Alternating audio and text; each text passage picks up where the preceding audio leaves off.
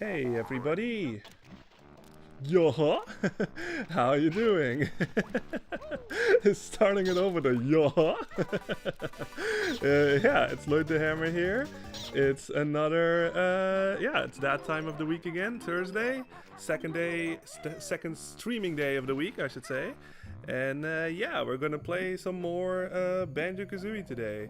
If you were here last time, we got roughly at around like, yeah, I'd say we're at like the halfway point of the game right now. The next level that I'm gonna play is gonna be Freezy Peak. The last one we did was Gobi's Valley, and yeah, the next one in line is Freezy Peak. This is Bubble Gloop Swamp again. We've already seen this level. Oh, I was kind of hoping that the eye catch would do like the ground pound on the feet, so he would do like that funny scream, but I guess not. Okay, let's just go back into this. This is our file right here. Game 2. We've been playing for 3 hours or roughly 4 hours, 56 jiggies, 501 notes. Yeah, I had to go in Freezy Peak really fast to get like a move so I could get everything in Gobi's Valley, and then I went out of there immediately. So yeah, if you have not played this game yet, you got like a little sneak peek, I guess, of Freezy Peak. But yeah, that's going to be the next level that we're going into. So yeah, let's go back into this. Yo-huh! Alright. Here we are, we're back in Gruntilda's lair. But, luckily, now that we have, we found that cauldron and we had like the same color of him, it will not take long for us to get back to where we were. And that is exactly the reason why they put those things in the game, because Gruntilda's lair is quite big. And if you don't pay attention enough, it's quite easy to get lost in too. So yeah, that is why they put these guys over here. If you jump into one of them, if you have the other one, and boom, just like that, we're back here. Hell yeah, look at that. Perfect. I know there's one thing that I want to do real fast before we go into Freezy Peak. And then, yeah, if you go up here, there should be another. He should be right in here. Yeah, there he is. Look at him sleeping in there. I mean, that does look kind of comfortable, I guess. But yeah. All right, if you oh, wow, really? Whoa. Now, okay. I actually fell into him as he was activating. That was funny. But yeah, like, all you have to do is with that spider web, just poop a bunch of eggs on it, just like this. 3 of them, I guess. And then the spider web will break and you can activate them. So fuck yeah. And there's another thing we can get here. If we go on top of Gruntilda's head over here, well, we can get some eggs back, I guess. Oh, we got 165. That's enough. Hey, what's up, Gruntilda? Do you have more disgusting or cool? Like, I kind of find it funny how sometimes the stuff she says isn't even disgusting. She was just like, Gruntilda participates in like broomstick races or something, and I'm just like, how is that disgusting? That is fucking cool. Anyway, let's see what fact she has for us this time. The disgusting Gruntilda has tadpoles on toast for breakfast. Okay, okay, that is disgusting. Then she usually has maggot pie for dinner. Maggot pie? Ugh, okay. Yeah, okay, this is disgusting. Wardbags then finishes with eyeball ice cream for dessert. How horrid! Yeah, that is quite horrid. I've learned this spell. It's really neat. I'll keep it later for your treat. Huh. As long as that treat is not maggot pie, thank you very much. I'll be good. Whoa. Okay. Here we go. Yeah, you can clearly tell what kind of level Freezy Peak is going to be. It's the snow world of the game. Oh yeah. And this is what many people consider to be the most iconic level of the game. And I'm in that same boat actually. Like, yeah, look at it. Listen to it too. I'm just gonna be quiet a little so you can soak in the music. This is another great tune, and many people love it, including me. Look at that. Look at that snowman. Fucking awesome.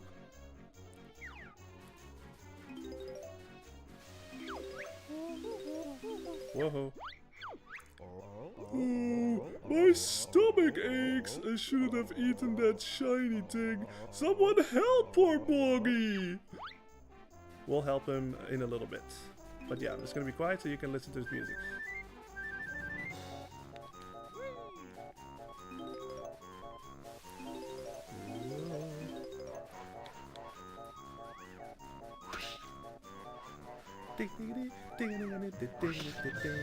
So yeah, you can tell this is very much like a Christmas level. Like everything from the aesthetics, it's all snowy, there's presents over here. There's like, let's see, there should be a giant, yeah, look at that. There's a fucking Christmas tree right there. Ow. Thanks for that, dude. I'm trying to fucking look at the Christmas tree. How dare you? Are you some kind of like Christmas disturber or whatever? Shame on you. But yeah, the move that we got in this level, I had to get it a bit fast, so I didn't really go over it all that well in the last playthrough. But what we learned is now that we're flying in the air, if you press B, I'm just gonna fly a bit higher so I won't crash into the wall or something. Let's just go over here. If I press B, just like that, you can sort of beak bomb. I think it's called the beak bomb. You can just basically launch yourself forward, just like this. Hell yeah. You want to be careful though, because you can actually do that against the wall. I'm just going to show you. So if you're close to a wall, okay, or you can just get hit. Jesus, this thing really is trying to disturb like me explaining stuff. Okay, if you do it against the wall, oof. Yeah, you do take damage, so be very careful for that. Also, if you're close to the ground or anything like that, you will crash land basically. I'm just going to show that. Oof. Ooh, and you also land in the water. The water is freezing cold, so the water also damages you. So yeah, is the water too cold for you, Banjo? Well then stay out. Yeah, so that move is really cool, but it does come with some like risk and stuff. So don't do it close to the wall. Don't do it when you're like going down and stuff, because then you will crash land and you will take damage. So yeah, you don't want that obviously. This thing over here is obviously a giant ice block. You can peck him, just like this. He splits up into two. That's okay, we can take a couple of hits. Yeah, see, they split up into two, and you take care of those, and you get more health back. So yeah, be careful. They don't die immediately. You have to, yeah, make sure that you kill the other split parts also. Let's see. Let's just do this, I guess, immediately. Why not? We're close. Oh, you know what? You know what? Actually, I want to take care of these fucking Christmas disturbers over here. Let's get our health back first. Alright, oh, that's the camera snapping like that, that's all good. But that is a thing that sort of happens in this game, every now and then. Alright, so what you want to do with these guys, you might notice those little hats that they have basically like an X marks the spot on them. So, now that we have a new move that we learned, what do? You line yourself up like this, and launch at them! There we go, get fucked. Yeah, these fucking pricks. Yeah, they throw the snowballs at you, and they're actually quite good at it too. Like, they aim pretty fucking well, especially for an N64 game. Oh, wow, really? Oh, okay, well, we didn't crash anyway. You can't take care of them any other way besides the beak bomb thing. You can shoot X at them or whatever, like nothing will work. You have to do it with that beak bomb technique. So yeah. Yeah, like I said, do not fall into the water, because that is freezing cold, so you will take damage. Hey, what's this present over here? I'm a present, give me the someone sad. Okay, we'll find someone sad in a little bit. Let's just try to do that again, but a bit better this time. Whoa. Oh, it's safe for Wasa to come out now. Yeah, so this thing, we're gonna talk to Wasa in a little bit. Right now. Yikes, a nasty fierce bear! Yeah, so he will not let you in inside of his cave over here. He will block it, and there's nothing you can do about it. And every time when you leave, he just basically comes back. Yeah, see? And it's like, oh, it's safe to come out. And then you try to like erase him or something, it will not work. So yeah, we have to find another way to convince this guy to let us in his cave. We can't do that quite yet, but we will eventually. Let's get this extra life, why not? Let's get this feather also, why not? The gold feather. If you forgot, they make you invincible if you use the technique that we learned in Clanker's Cavern. Alright, but I want to take care of these pricks. These stupid snowmen. Let's get some feathers back. Feathers are always good to have. Oh, there's a Jinjo up there. We'll get him in a little bit. Now the trick to this is like... There we go, get fucked. It's a bit hard to line up, but like just take your time with it is what I'm going to advise here. Just sort of take your time, really make sure you're lined up, and then you can sort of influence it like a little bit, like if you tilt left or like tilt right or like up and down and all that stuff, but not much. So yeah, just make sure that you're like lined up like this. Maybe that was a bit too low. Yeah, see, the hitbox is pretty. There we go. Get fucked.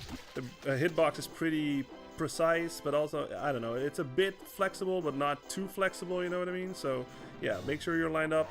And oh, I missed. See, that kind of looked like it would hit, but it did miss.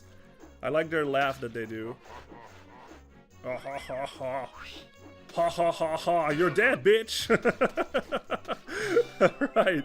Yeah, if you take care of all of them, you get rewarded with a Jiggy.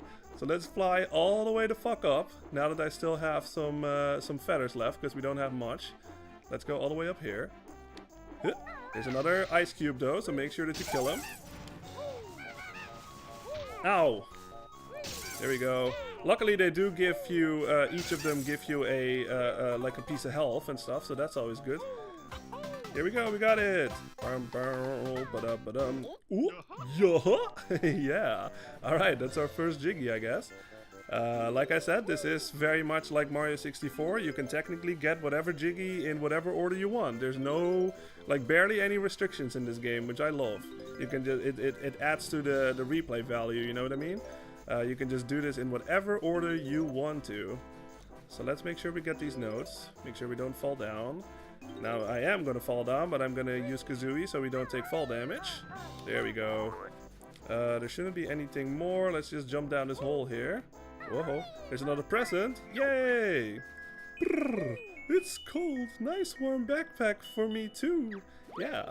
Okay, we don't need those because we're already full.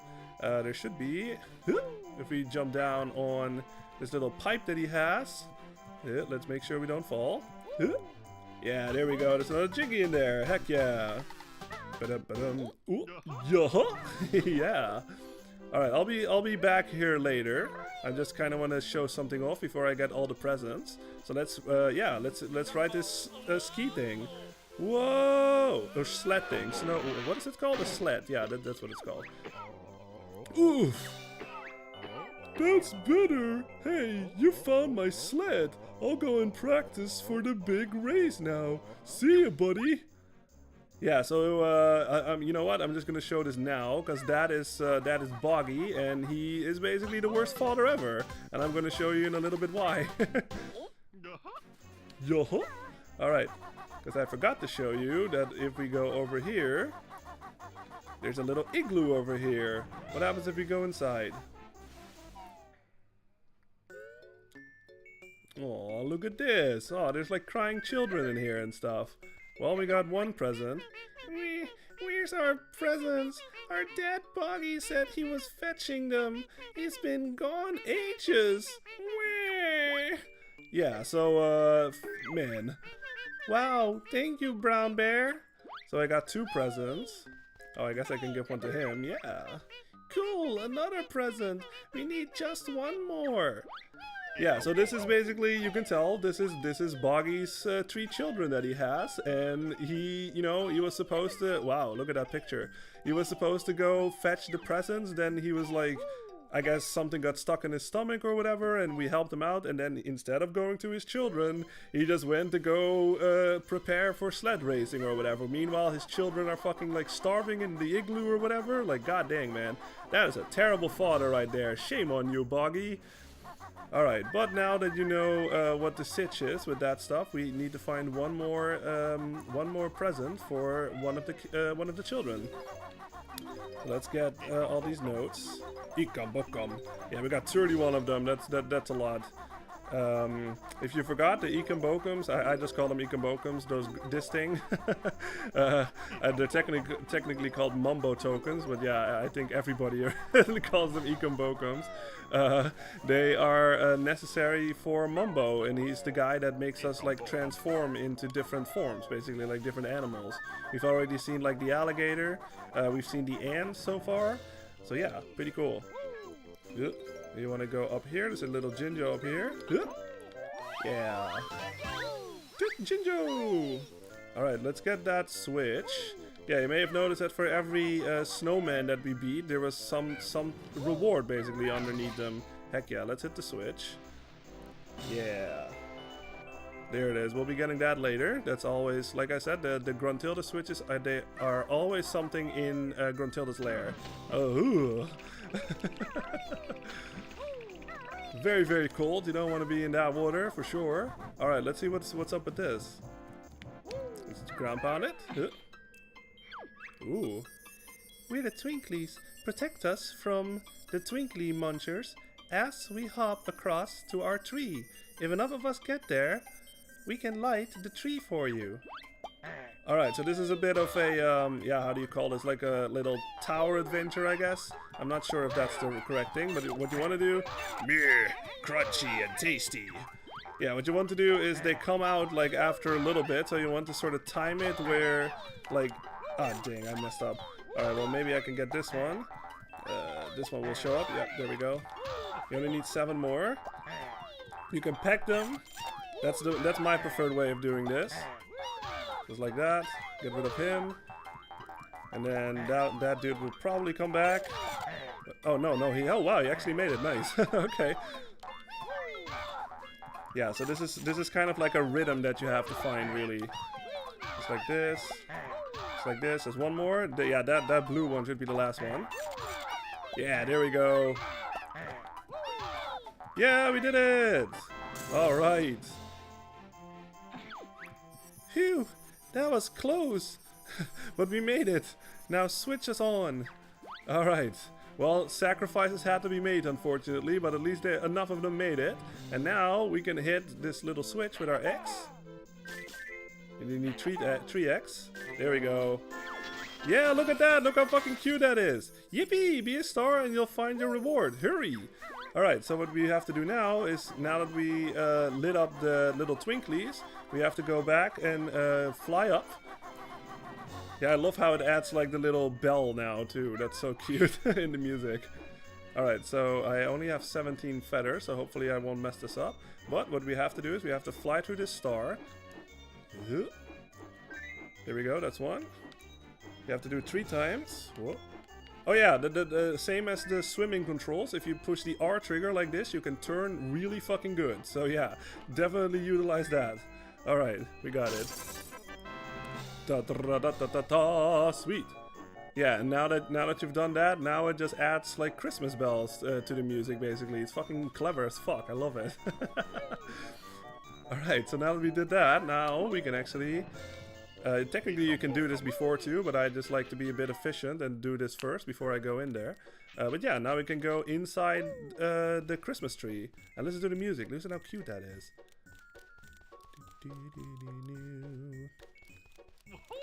Got it, that's the last present. Take me to the kids, I'm the last one. Alright, yeah, so we've seen these ants before. These are back from Mumbo's Mountain. Take care of them just like that with either a peck or a roll. There's many ways to take them out. There's more notes here that we can get. So let's go get those.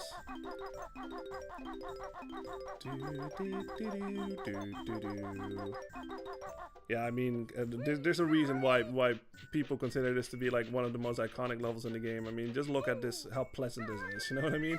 Like it's everything about like Christmas and all that stuff, like the snow and the happy music and like the set pieces, the giant snowman, the fucking Christmas tree, the presents, like everything about it is just pleasant. You know what I mean? So yeah, absolutely one of the most memorable levels in the game, I'd say. Yeah. Whoa, and then you can just jump out of there like that. How are we doing on health right now? Okay, I am missing one. So if I see one, I'll pick one up. Alright, but that was the Christmas tree. Let's see. I'd say let's climb the scarf. The scarf of the snowman. So I want to go not there. Wow, that was really bad. I apologize. the camera was not turned. Oh, there was a mama. Oh, cool. Ikam bokam. All right, we got that. I kind of wonder actually, will bottles give our health back now that we left the level? Let's see. No, I guess not. Okay, I guess he will only teach you if you if you like learn the move, like as you learn the move, he will refill your health. But I guess not just like when you leave and then you come back into the level and then he will also heal you. I guess not. All right. Well, at least we know that now. So let's go up here. I'll make sure to find some health. I think there should be another, yeah, see? But there's a little trap. Yeah, look at that. He's fucking stuck inside like one of those ice cubes. Get fucked. Get fucked. There we go.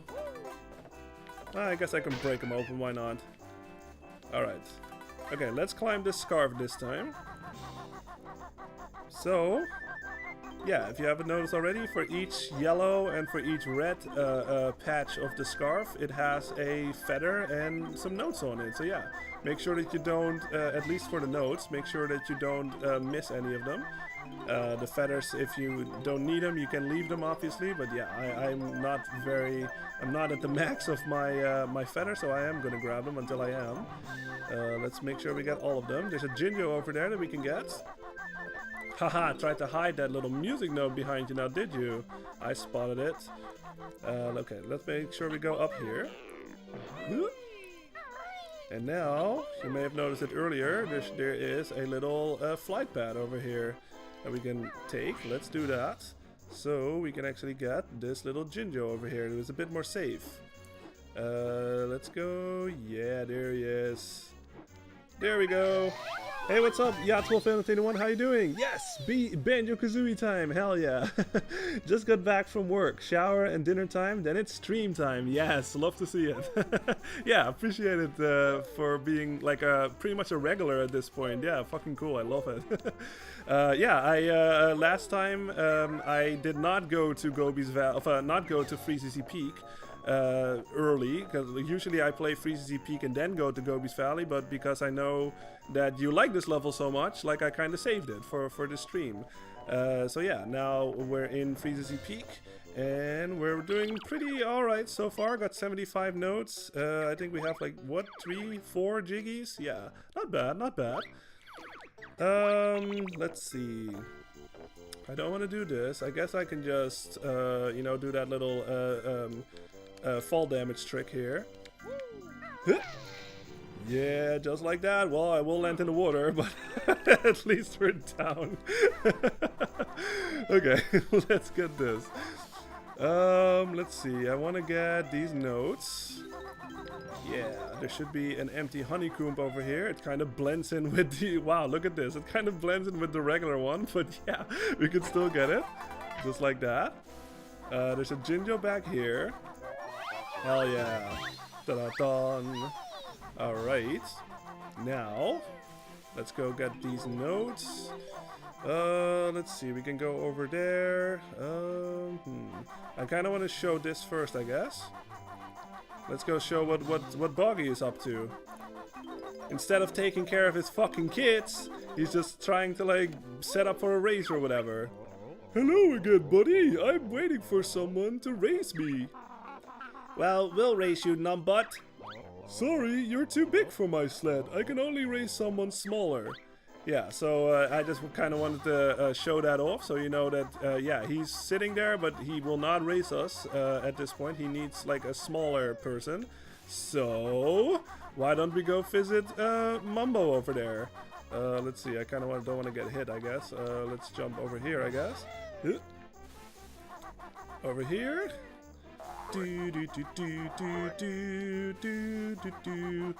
Let's see, there should be... You can also fly there, actually. Let's just fly over there. I think that's what you're supposed to do. I thought there were, like, boots somewhere, but I guess not.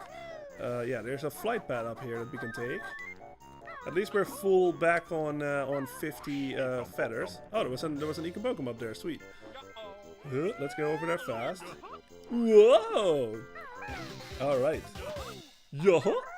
Alright, we're going to Mumbo. And like I said in the previous stream, always make sure that there's no secrets up there, because almost in every level when Mumbo is there, there are secrets up here. Yeah, see? There's notes, there's a Jinjo right there. Boom. That is always the first thing that I do when I play this, is always go up here and make sure that there's nothing like important. Well, we need 15, well we got more than enough. What will we turn into this time?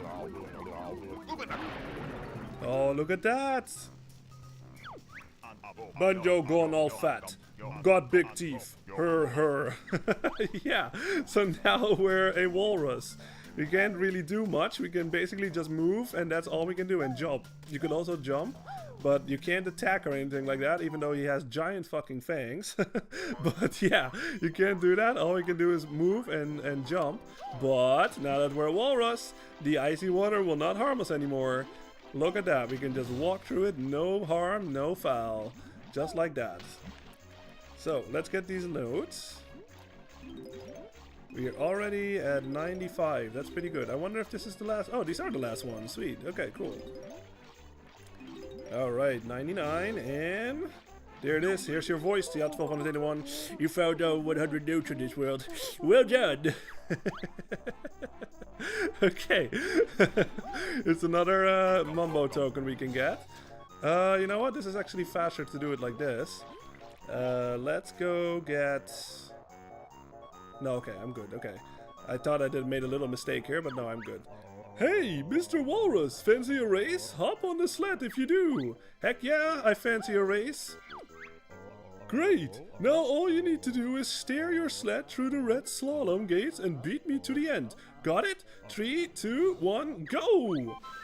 So yeah, this is another race, and I might have mentioned it in another game I played, I forget which one, but this is the N64, and there's this thing called rubber banding. If you don't know what that is, what that basically means is... oh, it was Mario 64 where I talked about this, yeah. What it basically means is like... if I do like super bad, like he will basically slow down a little, right? And if I do super well, he will basically catch up with me. Faster, you're not trying back there. So yeah, that is like a very infamous thing like back in the N64 days, because you know programming obviously wasn't as good as it is today. So that is just like a technique that they utilized, I guess. It's like if I'm doing, see how he's catching up to me like this. And it, like Mario Kart 64, if you played that, it's all over that game. You know what I mean? Like you're racing super well, but like the person right behind you will always be behind you for some reason, and that is because of the rubber banding. Now what you want to do here to do it a little bit faster is as soon as you hit these hills, jump.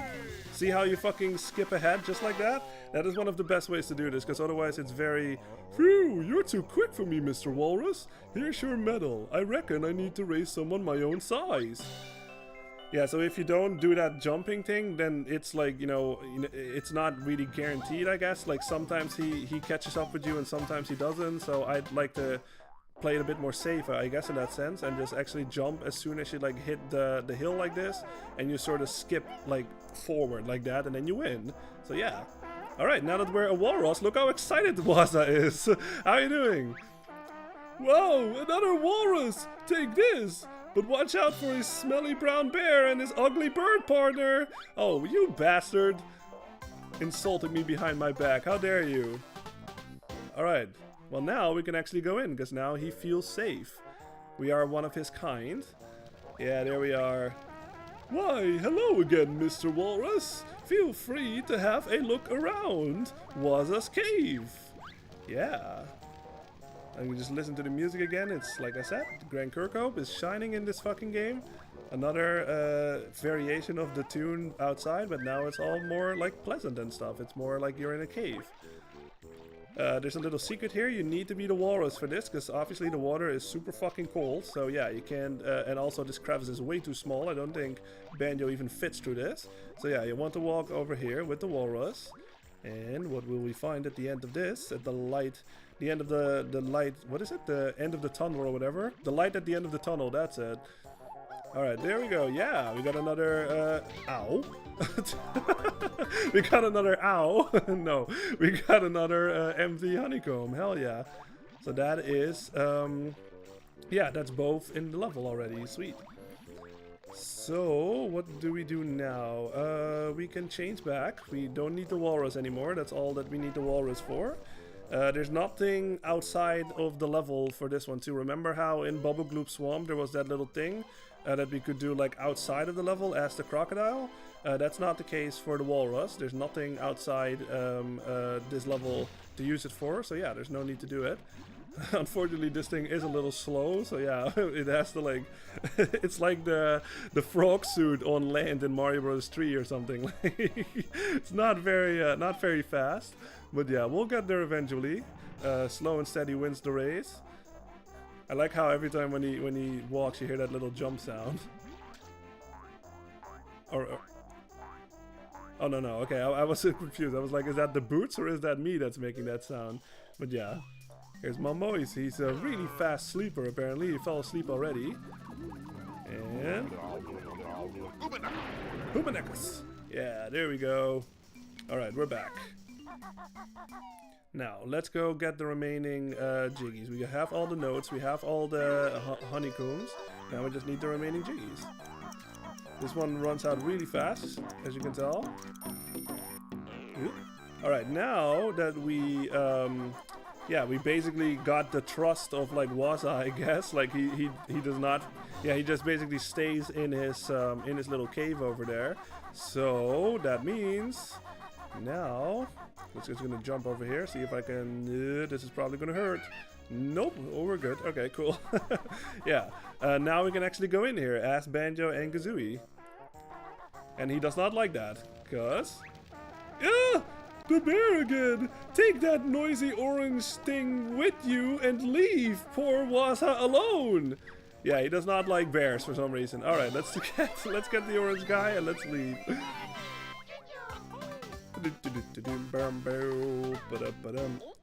Yeah. Now, this little ice key that you notice over here, we actually can get this. Like, remember what I said in the Treasure Trove Cove level, where that little island was like subdued? It was like Shark Food Island or something to that effect. This was basically another stop and swap thing. So yeah, if you're curious what that is, just either watch my previous stream, I guess, or just like look it up on YouTube, because it's a lot. It's basically like a cutout feature. Like the short version of it, it's like a cutout feature that they wanted to implement in this game, but they couldn't because like it would like, you know, potentially like damage like Nintendo 64 systems and all that stuff.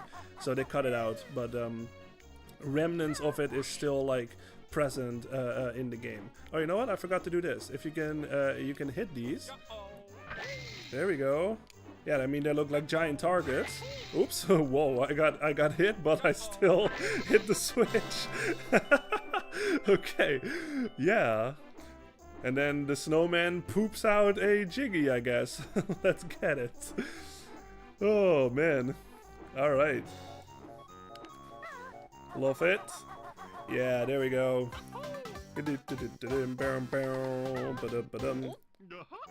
Yeah. Alright, 2 more Jiggies left. Now, remember what Boggy said about how he wanted to raise somebody his own size? Yep, there he is. He's still not taking care of his kids. He's still fucking eager to race. Hey buddy, fancy a race against Boggy? Press A to accept or B to chicken out. I'm gonna accept. Now, remember what I said about Gobi's Valley where we got the speed shoes? This is technically, like, if you do it sort of like in a different order, this is where you would go, because you can't get this if you don't have that move. You have to have these boots, otherwise you may, you know what, I'm just gonna show it to you. Like, okay buddy, here's the rules. Run through the red slalom gates and try to beat me to the end. Let's do it. 3, 2, 1, go. So let's pretend I don't have these shoes yet, this ability. See how fast he goes this time? Yeah, there's no fucking way you're catching up to him. Come on, kid, I could walk quicker. And then if he gets ahead enough, he's just like, this is too easy, I'm giving up. Yeah, so you need those boots. There's no way you can do it without them. So this is basically, like I said, if you do Free CC Peak before you do Gobi's Valley, you would basically have to leave the level, go to Gobi's Valley, get the move, and then come back. But because I did Gobi's Valley before Free CC Peak, now we can do it. So yeah. Alright, let's do this. I'll try to make it close this time. 3, 2, 1, go! Yeah, so get the boots as soon as you can, and then just book it. Don't worry about the boots running out. The boots will not run out for this. Just make sure that you keep, like, hold forward at all times, basically. Yeah, if you miss it like this, don't worry like that. You can just go run back, and then get it anyway. You need to get them though. You can't just skip the flags. You have to get them. For that part, make sure you don't get too close to the edge, because Kazooie will slide down, and then it's basically rip. Like your race is pretty much over at that point, I think. So yeah, like I said, this is another example like of rubber banding. Like he's staying very close behind me. So you just want to sort of do like the same thing that you did with the walrus. But yeah, see how he's fucking trying to like bum me off and all that stuff? Whoa. Okay. This is not that bad. We can still do this, maybe. Oh no! Yeah, see, it's really fucking tight. Hard luck, buddy, but old Boggy wins this time. No, now we have to do the walk of shame.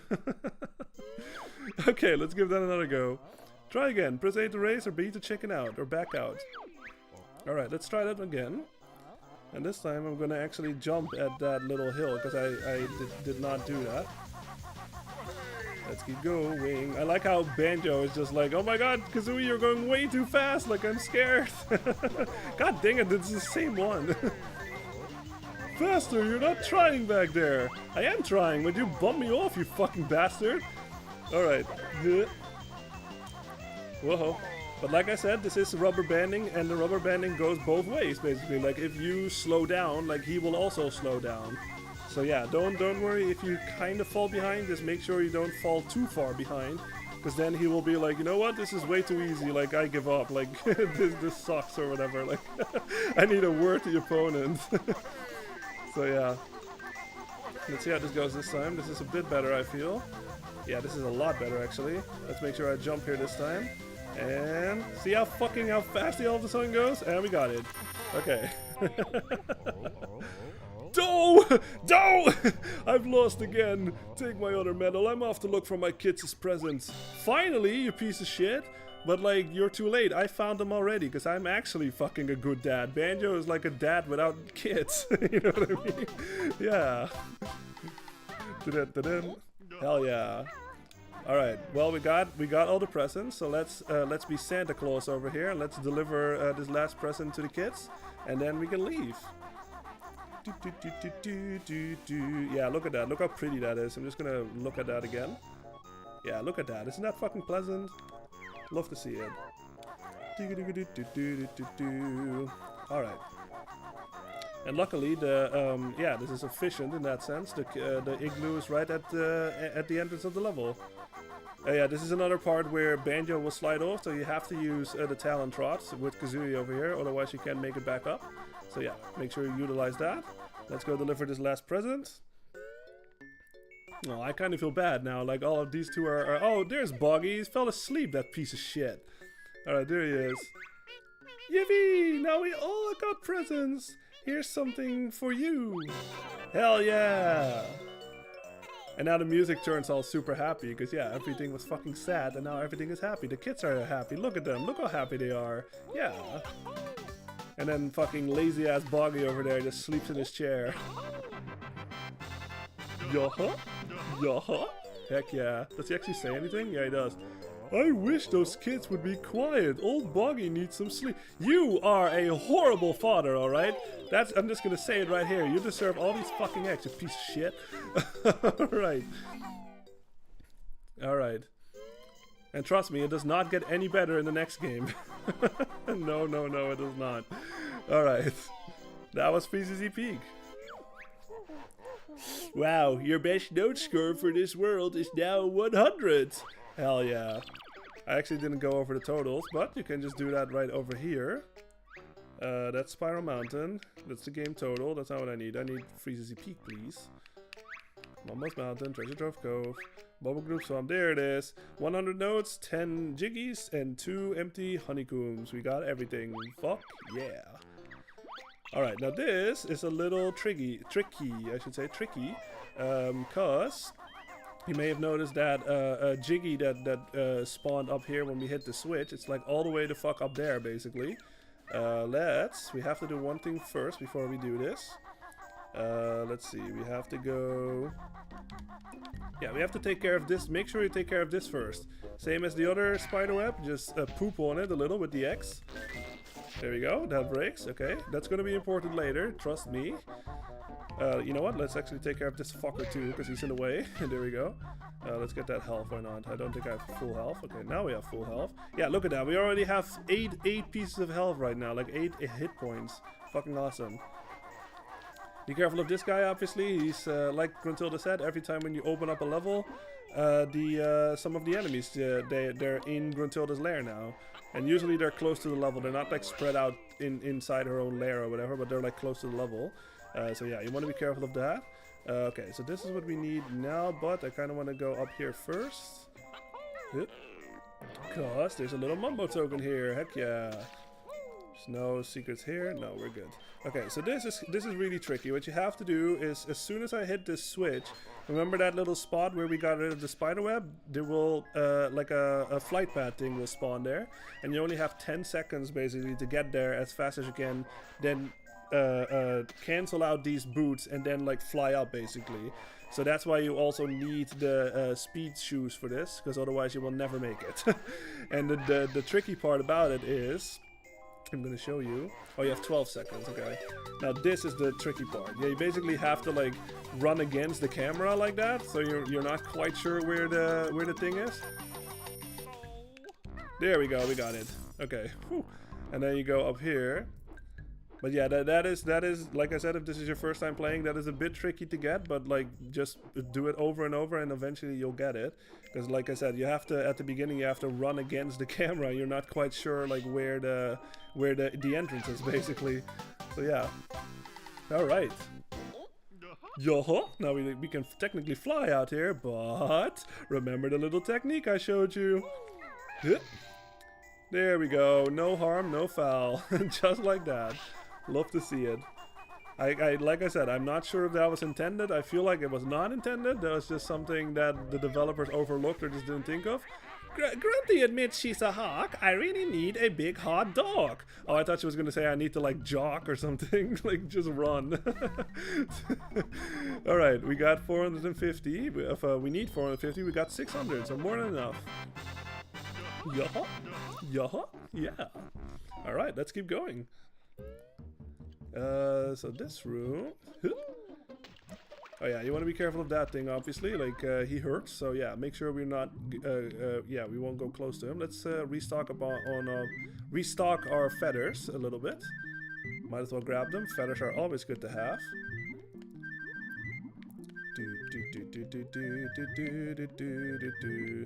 Like I said, make sure that you do not lose all of your oxygen honeycombs, because then it's an instant death. So yeah, pay attention to that. Luckily, Banjo and Kazooie can hold their breath for underwater for pretty fucking long. Careful of this fucking fish. Like I said, he will not eat you, but he will hurt you. So yeah, be very careful. You know what? I think there's a. Let's check. I think there's a Mumbo token behind this. Oh god, he noticed us. Ah, go away, piece of shit! Oh yeah, there's one. Okay, yeah. There's another Ekombokum right there. Swim up. I like how Banjo like dog paddles too. That's awesome. Alright, let's go down here.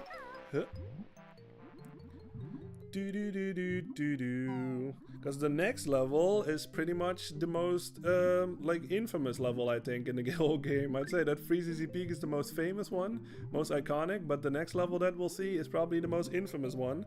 And yeah, I'm gonna show y'all why. Because there's a specific room, if you've played this before, then you know what I'm talking about. But there's a specific room that has claimed many lives from players out there. It's a very infamous room for that reason.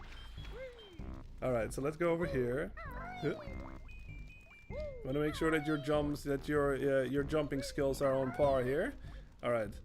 Oh, this is. Oh, you know what? No, I am thinking ahead here. I'm sorry. I'm not meaning. I meant a different level. Mad Monster Mansion. Yeah.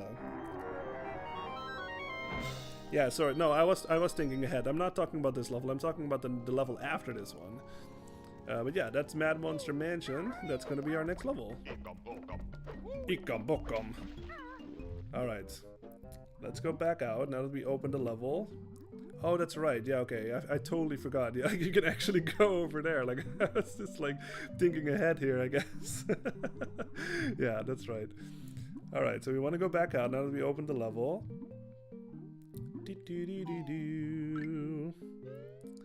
Okay, we want to go over there. Let's get our air back. I like that like big gas that he does. It's clever. Let's go inside here again. Dun, dun, dun, dun, dun, dun, dun. All right. Now that we opened up the level, you might have noticed it on the last stream, but over where we opened up the level, like the Gobi's Valley. Oh, jeez, I almost walked off. Over where we opened up Gobi's Valley, we could actually press on, but I turned back because I wanted to go to Gobi's Valley. But there's actually more to that area that we can explore. Just like this. There we go. See, you can keep going over here. Be careful though. Like I said, there is lava down there. If you fall down, it's you know, you lose a life. So yeah, don't fall. Don't worry about this quite yet. We will be going over there in a little bit, but it would be very inefficient to do it now because we need to be in a not in our current form basically. So yeah, look at this. Yeah, this is very much clearly the spooky level. This stupid quest you should stop. You won't get to me at the top. We'll see about that, Grunty. But yeah, you can tell this is very much going to be like the spooky level of this game, the horror level. Super Mario 64 had a big, what is it, like Boo's Haunted Mansion or whatever. This is basically going to be the haunted level for this game. But I want to say, do this first. Make sure that you can actually break this. There we go. Do that before you go into the level. Trust me, you'll thank me later. So, because there's a thing over here, a little hole in this door that we can actually go in. You can try to like crouch like this or whatever. You can try to like do this. It will not break. It will not work. But it'll make sense in a little bit. We won't get that life. I don't need it. Oh, let's get the feathers. Why not? 45. Let's go into the level. Yeah, listen to the music again. It's another variation of Gruntilda's Lair, but now it's all spooky. You hear like the wolves howling and all that stuff. It's like on a plate on an organ or something. Yeah, it's pretty fucking cool. Is there a Gruntilda back here? No. Yeah, like I said, these things, if you hit them open now, like the bees will get mad with you and they will try to sting you. So yeah, you can't get the health as easy as it was when like at the beginning of the game. But yeah, here we go. This is Mad Monster Mansion. Here we are. And again, because this is a new level, this has a new tune, so I'm going to be quiet a little so you can hear it.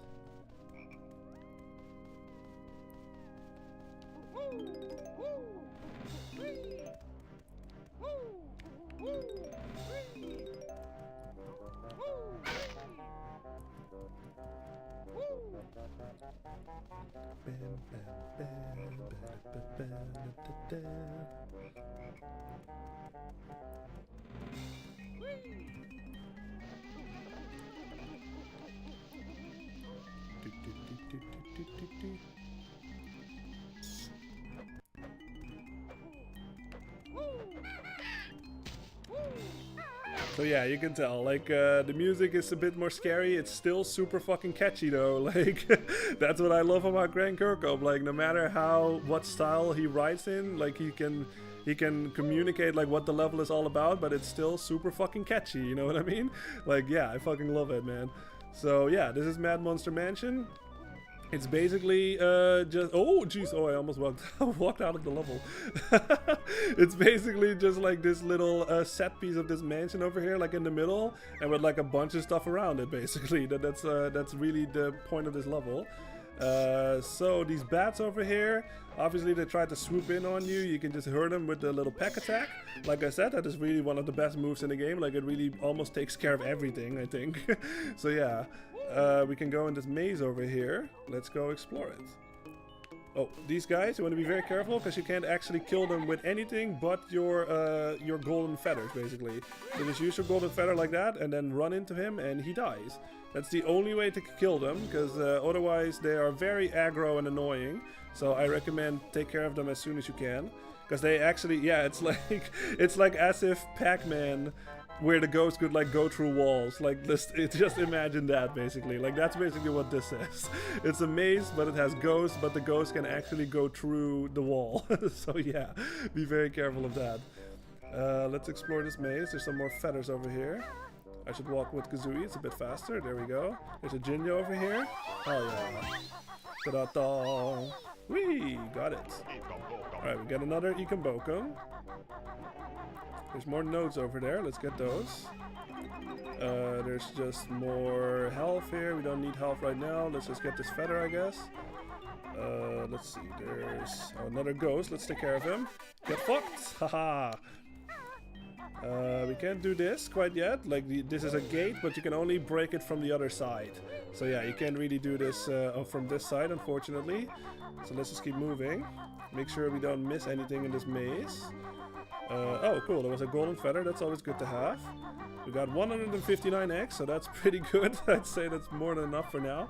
The reason we have so many is because we got that Cheeto book like earlier on, and that made us have more, like 100 more eggs than we could carry. Yato181 says, "Oh shit, we're at Mad Monster Mansion." Heck yeah, we are. Yeah, we just finished up Freezy Peak, and now we're in Mad Monster Mansion. Love it. Yato181 says, "Have we gone into the chapel yet? I hope not. I love that bit." No. If you're talking about the church, no. I have not gone in there yet. So we will soon.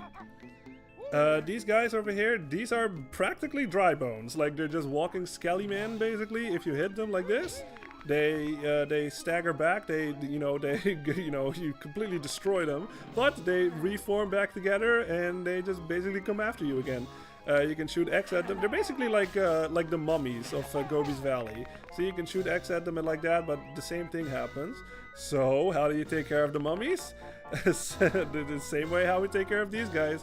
Use this, boom, and they fucking die immediately. Just like that. They die permanently.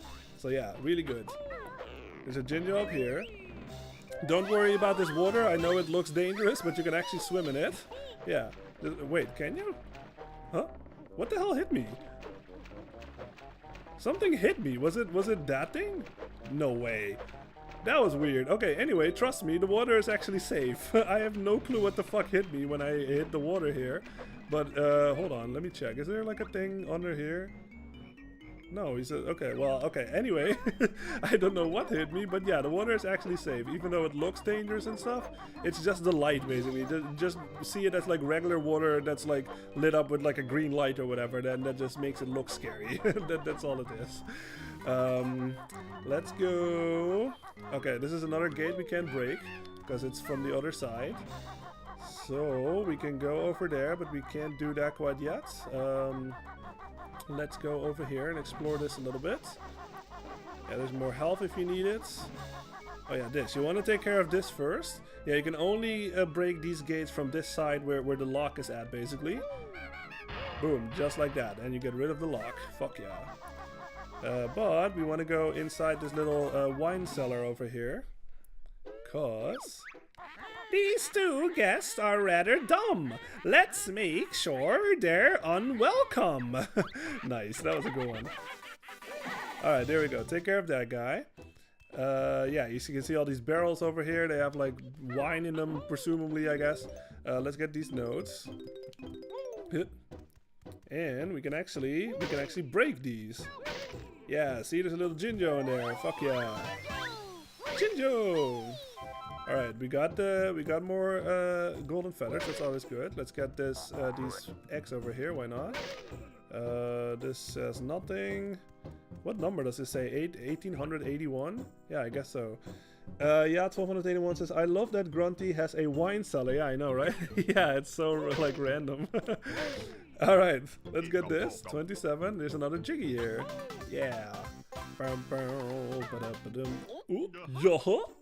All right. Now you may have noticed this one over here. This is another stop and swap thing that we can't do because they didn't implement it into the game. But this was meant to be. This is it like in later versions. Like if you would play like the Xbox version or something, or like maybe Rare Replay, then this would be open because they actually did sort of get what they intended sort of working, not precisely, but yeah.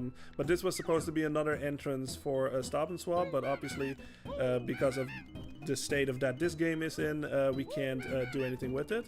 But yeah, so don't worry about it. This is I know it looks out of place and stuff, but that's the reason why. But you can't actually do anything with it.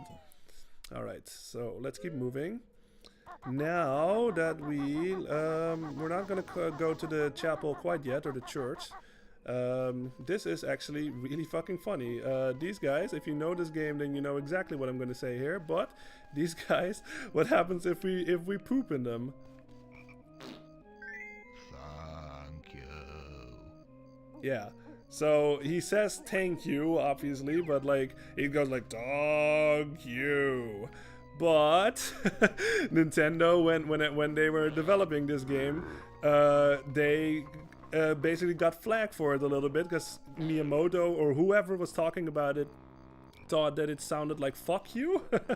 So Grant Kirkhope, like he told this story when he was like on Game Grumps, hanging out with Aaron and John at the time, and yeah, he basically told them that he had to like rework it again. He had to like record that voice line or something because it sounded too much like fuck you. So yeah, I'm gonna sample it again so you can hear it as soon as I take care of this guy. Yeah, all you have to do with this guy is peck him twice and he dies. Okay, so listen to it again. Oh, I missed. Yeah, I mean, it's very clearly thank you, but I just like the idea that he says fuck you. That is just really funny to me. Fuck you. So yeah, that's the name of the game here. Yeah, make sure you take care of these guys because they're annoying. We want to basically poop in all these pots. There we go. Thank you. Alright, let's get rid of this guy. Get fucked. Oh! I like their scream. Their scream is funny. Yeah. That's there should be one more, I think. Yeah, there he is. Ha! Listen to his scream. Oh! Oh man, I love this game. It's so good. Alright, yeah. If you poop in all of the pots and all the flower pots, you get a Jiggy. Ooh, yeah. Alright, we got it. Now let's actually get rid of this so we have a better access. This goes back to the maze, so this is where we were earlier, but now we actually open the gate because now we can. So that is easier to navigate now. Let's go on top of the church. Want to jump on this? Get Kazooie out. There we go.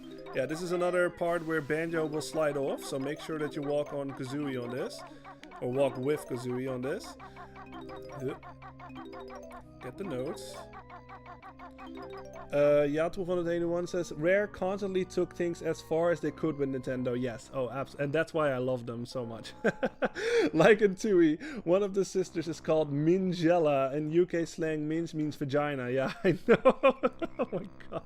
Yes, but it's such slang Nintendo didn't realize. Yeah, exactly. Like, I talked about it in Treasure Trove Cove, I believe, but like that part where you fly up and you go to the, when you learn the flying technique, and you go to that chest, and it's like this here is Gruntilda's booty or whatever. Touch it however if you want to, or something to that effect. And like booty obviously is like has a double meaning. Like it could either be treasure, but it could also be like Gruntilda's butt basically. So that's another thing that they fucking just like sneak in there. And they have like a million things like that. Like the Minjella thing is like a good example, like you said. And they have that thing in like Banjo Kazooie and all that stuff. Yeah, I mean, god dang, I find it so funny. That is that classic Rare humor that I love. All right. Ooh, yeah, heck yeah! You want to do that? There's another Jiggy we can get. That was basically it for the graveyard, I guess. I don't know, the church over here, but or at least outside. Now that we actually opened this up, we can actually, if we go back here, where is it? Oh, no. Oh, you know what? We can actually do the. Yeah, let's do this first. Actually, let's take care of these guys. Get fucked.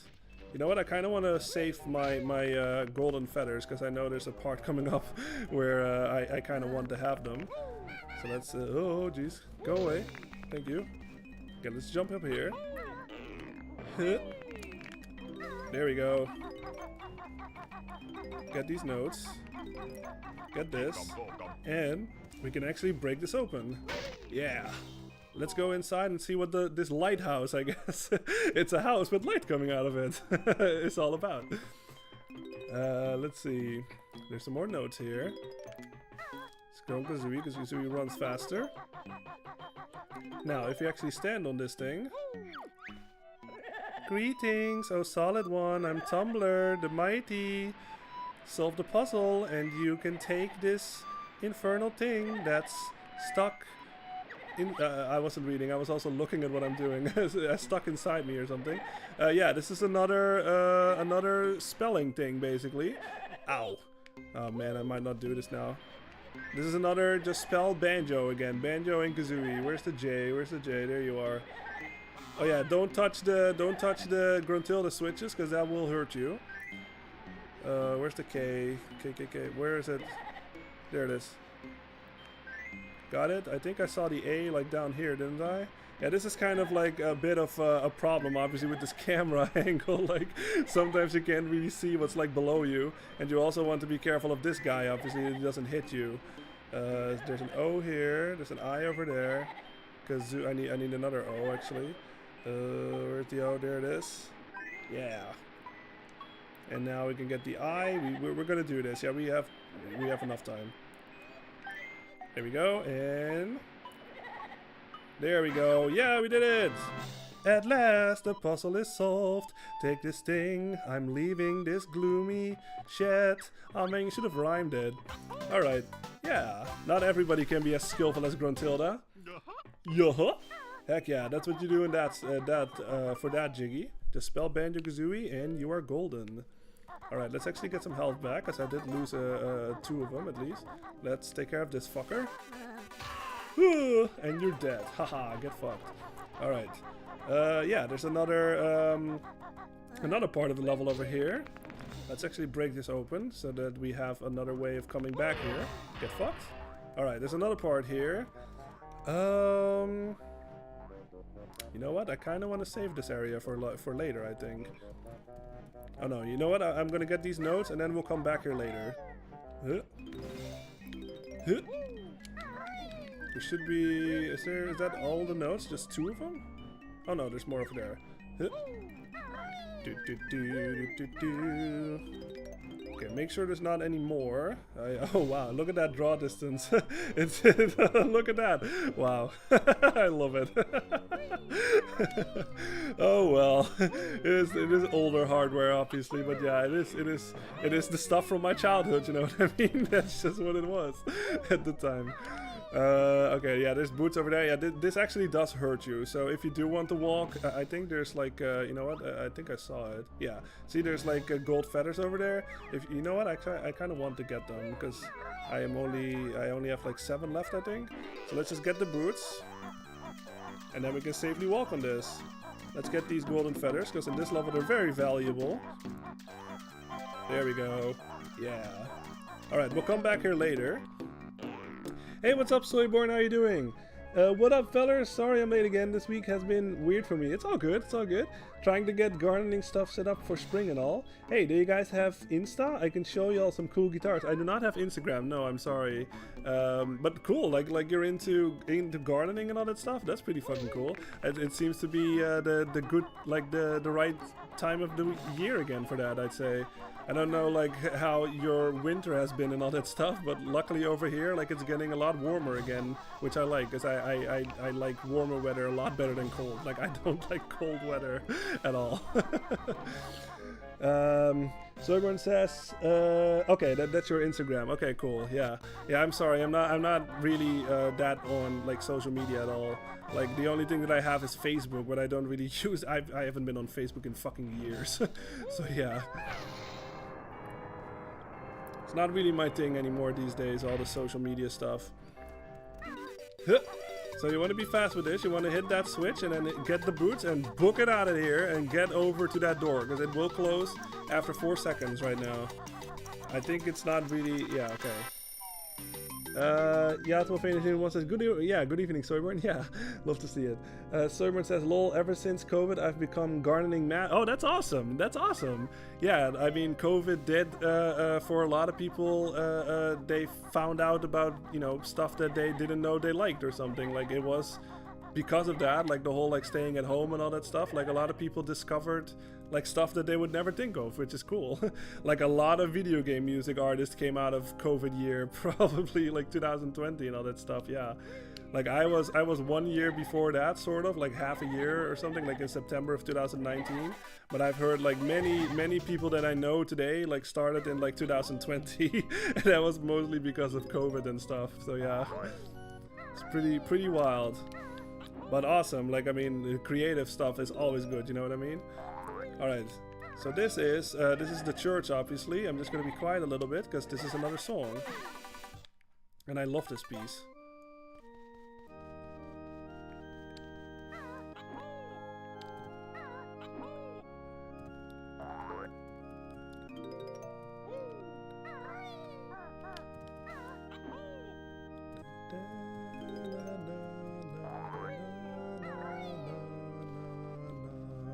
Isn't that cool? Like it's all like played on like oh yeah, 1281 says yes, chapel time. Yeah, this place is very memorable. I love this song. Like I said, like it's all on an organ and stuff. It's like a slower version of like the song outside and stuff, and it just sounds majestic. You know what I mean? That whole like part like after the beginning and all that stuff. Yeah, it sounds really good.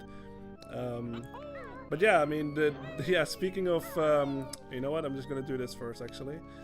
This is... He might look a little familiar. This is actually not Master Hand, but he does look like it from Smash Brothers. Mozart will play with ease, but can you follow him on the keys? So what we have to do, this is a little Simon Says section, basically. Just follow what he does, and then play the note. Don't worry about it. This is not as hard as it is in Bubble Gloop Swamp, where you have to like he plays the whole thing and then you have to memorize it. You can actually do it right after he does it. So yeah, all you have to do is follow him like this. Just do it like that, and then you're golden.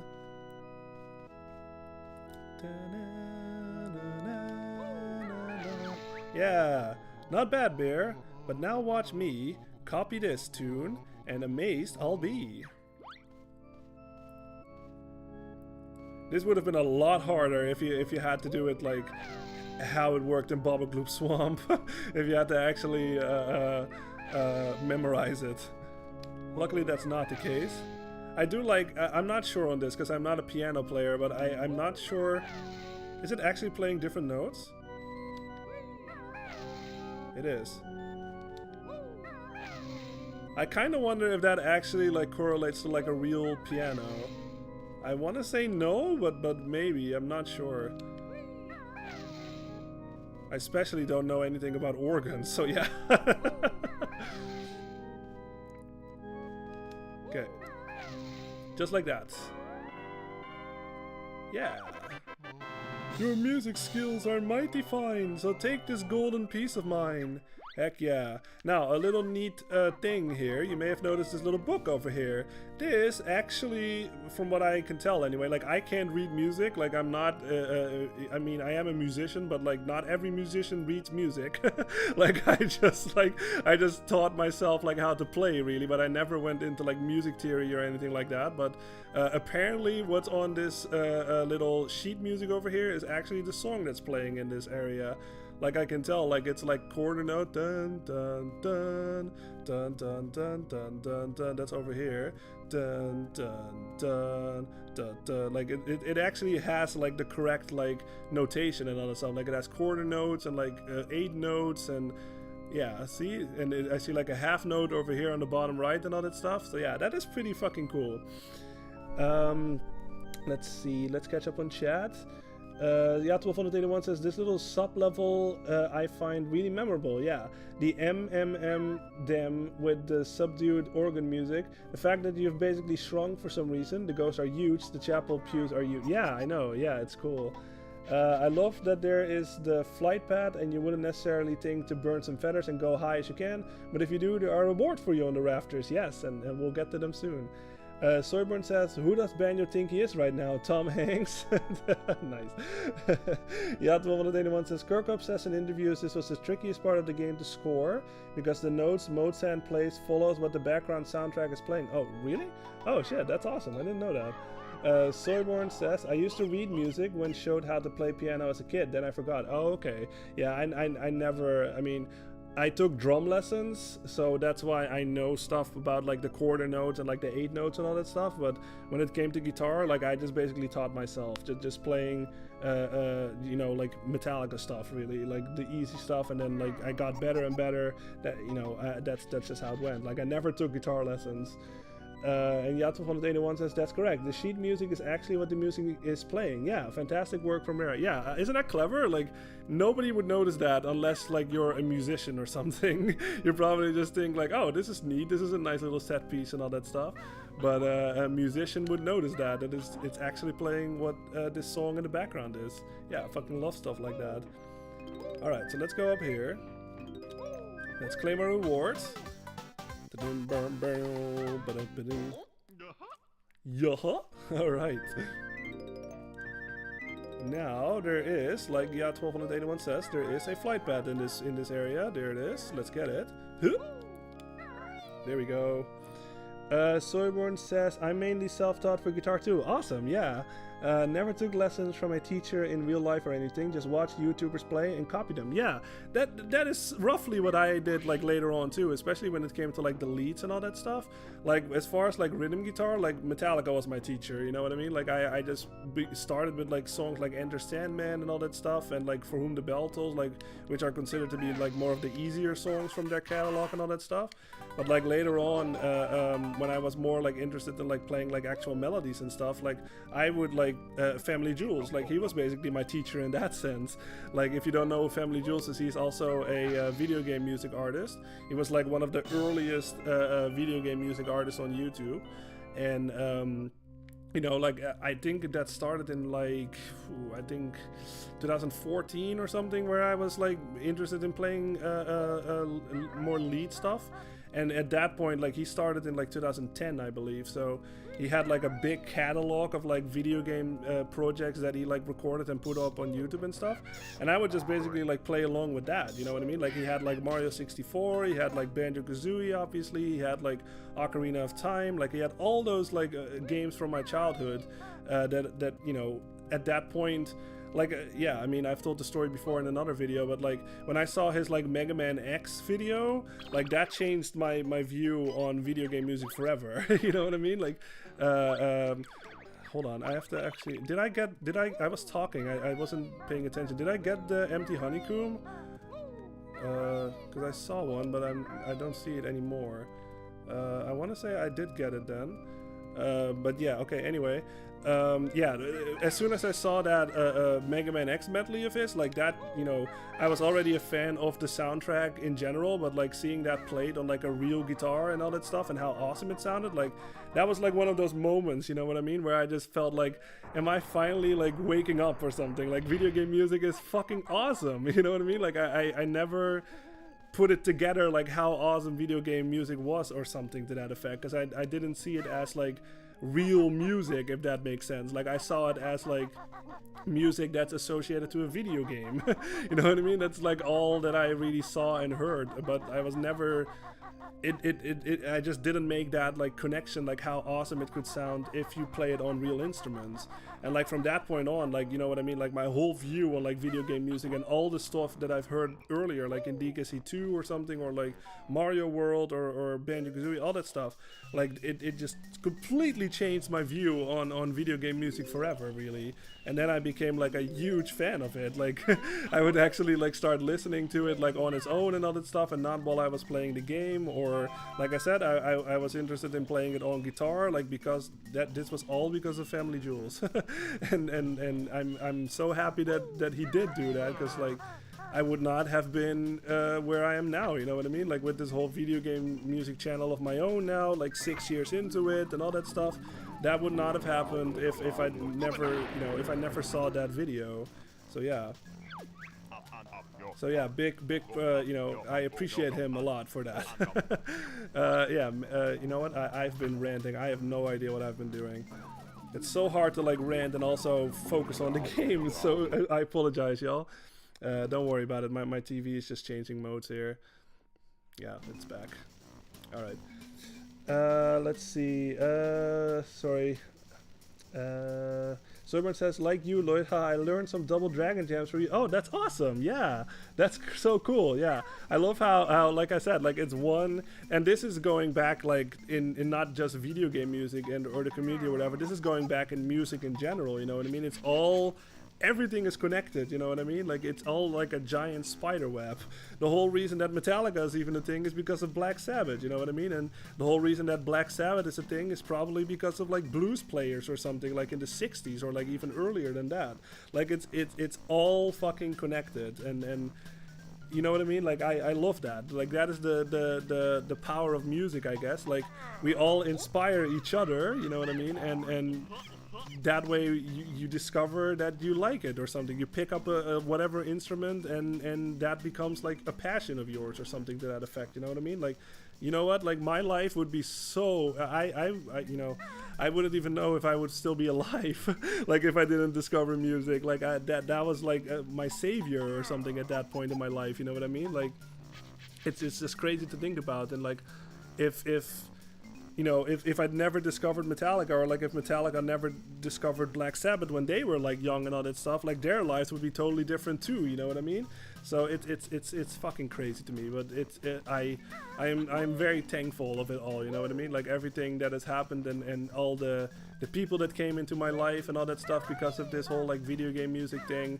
And you know, obviously the support that I get from you guys and all that stuff, yeah, it's been a joy, you know what I mean? Like from beginning to end, it has been an enormous joy and an enormous experience, and an enormous positive experience. Because like I said, like it brought me a lot, you know what I mean? So yeah, I guess I'm just saying thank you to everybody for being around and the support and everything. And you know, thank the universe, I guess, for me discovering like all that stuff when it happened, because it changed my life forever, and it changed my life for the better, and it really did. So yeah.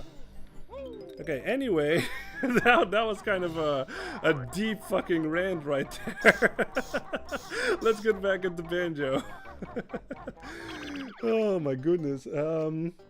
Let's see. Let's catch up on chat. Soyborn says I can play the main theme of Breath of the Wild because of Family Jewels. Nice. Sounds so amazing. Yeah. I mean, fuck yeah. That's awesome. Yatom 181 says Family Jewels is so good. His Gusty Garden Galaxy cover rocks. Yes, I've seen it. Oh yeah. Fucking. Like I said, Family Jewels will always be like an inspiration. I have this whole thing to thank because of him. You know what I mean? The fact that I'm on this journey is all because of him. So yeah. Yato van the 81 says, so true, it's all connected. Yeah, no one ever invents any brand new music. You're just tinkering with and picking up from where others left off. Yes, exactly. Like, I don't know, like how familiar you are with like Metallica or something, but just like if you listen to Kill 'Em All, like it's basically just like blues riffs, but just faster. You know what I mean? Like that just stems back from the blues and all that stuff. And even going further back than that, like whatever they were influenced by, like it's all connected, and that's a beautiful thing if you ask me. But yeah, geez, I've been going on like a big rant. I have no fucking idea what I've been doing. So let's just pick up what the hell I'm doing right here. Let's just climb up the mansion over here. Whoa, you want to make sure that you don't slide off here, because this is too slippery for Banjo. So let's get these notes. Whoa. Where I'm trying to think of where the other honeycomb piece is. Okay, let's see. Did I get all of the? You know what? Okay, hold on. Let's get the Jinjo over here at least. We got that. There's still one more Jinjo left. Now you may have noticed these little windows over here. You can actually break them if you peck at them, just like that. Yeah. Oh, I can hear it. Yep. Yeah, you want to be careful here. Like you could already, as soon as you enter the room, like you could hear the little roar or whatever. Like yeah, these are, remember in Clanker's Cavern, like these are basically the spooky the skeleton version of these guys. They basically act the same. Just get close to them and they try to bite you. Just hit them with the peck and they die. Get fucked. There's another ghost over here that we can take care of. So let's do that. Yeah, we are running quite low on golden feathers over here. Let's see. So, is there? Oh, nice. There's more back here. We can use those. Oh, there's only one. Okay. Well, better than nothing. I heard a Jinjo. I think he's up on the bed here. Let's go jump up here. Yeah, there he is. That's the last one. Yeah.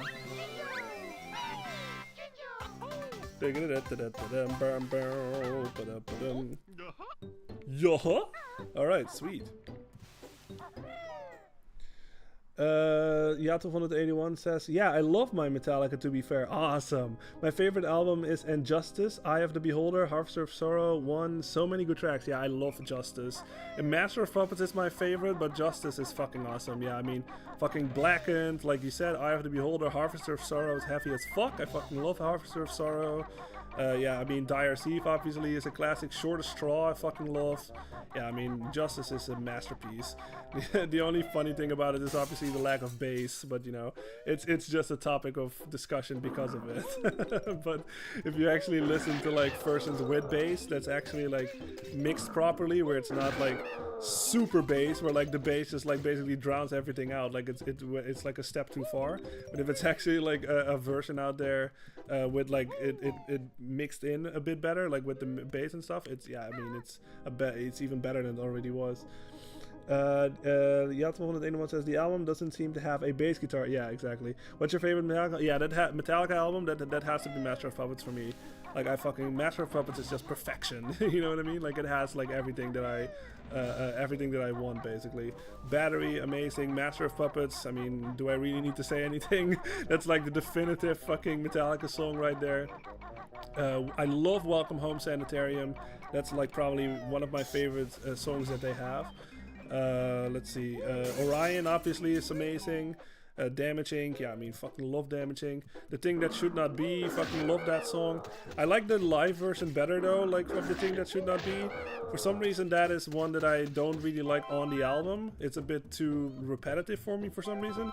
But like the live version, I just get chills. Like it's one of the heaviest songs ever, like Jason said in 1989. So yeah. Oh, and Leper Messiah. Leper Messiah is one of the most underrated Metallica tracks, I'd say. I fucking love Leper Messiah. Bow to Leper Messiah. Yeah, fucking love Metallica. My favorite band of all time for sure. Soyborn says, lol, when I was a little kid about 10 years ago, I hated on Family Jewels. Oh, really? I was just jelly of his skill and thought he was just some rich asshole. Then I got to know him. Generally cool, nice person. Oh, okay, cool, yeah. I mean, that just happens. Sometimes you just have some kind of like misjudgment about somebody, and it's all, you know, it's also because you're just, you're only seeing them, like what they're doing on YouTube, you know what I mean? You don't know anything about like their personality or like how they talk or like how their behavior or like their demeanor, like all that stuff.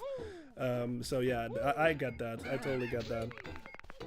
And then as soon as you actually like hang around with them or something, or just like in their live setting where they're more like actually like, yeah, how do you say that, like their personality like shines through a bit better because they're not just playing their song or whatever, but they're actually like talking and interacting with the chat and all that stuff, then you can kind of get a feel of like what they're like when they're not playing music or whatever, you know what I mean? So yeah, that is pretty interesting to think about.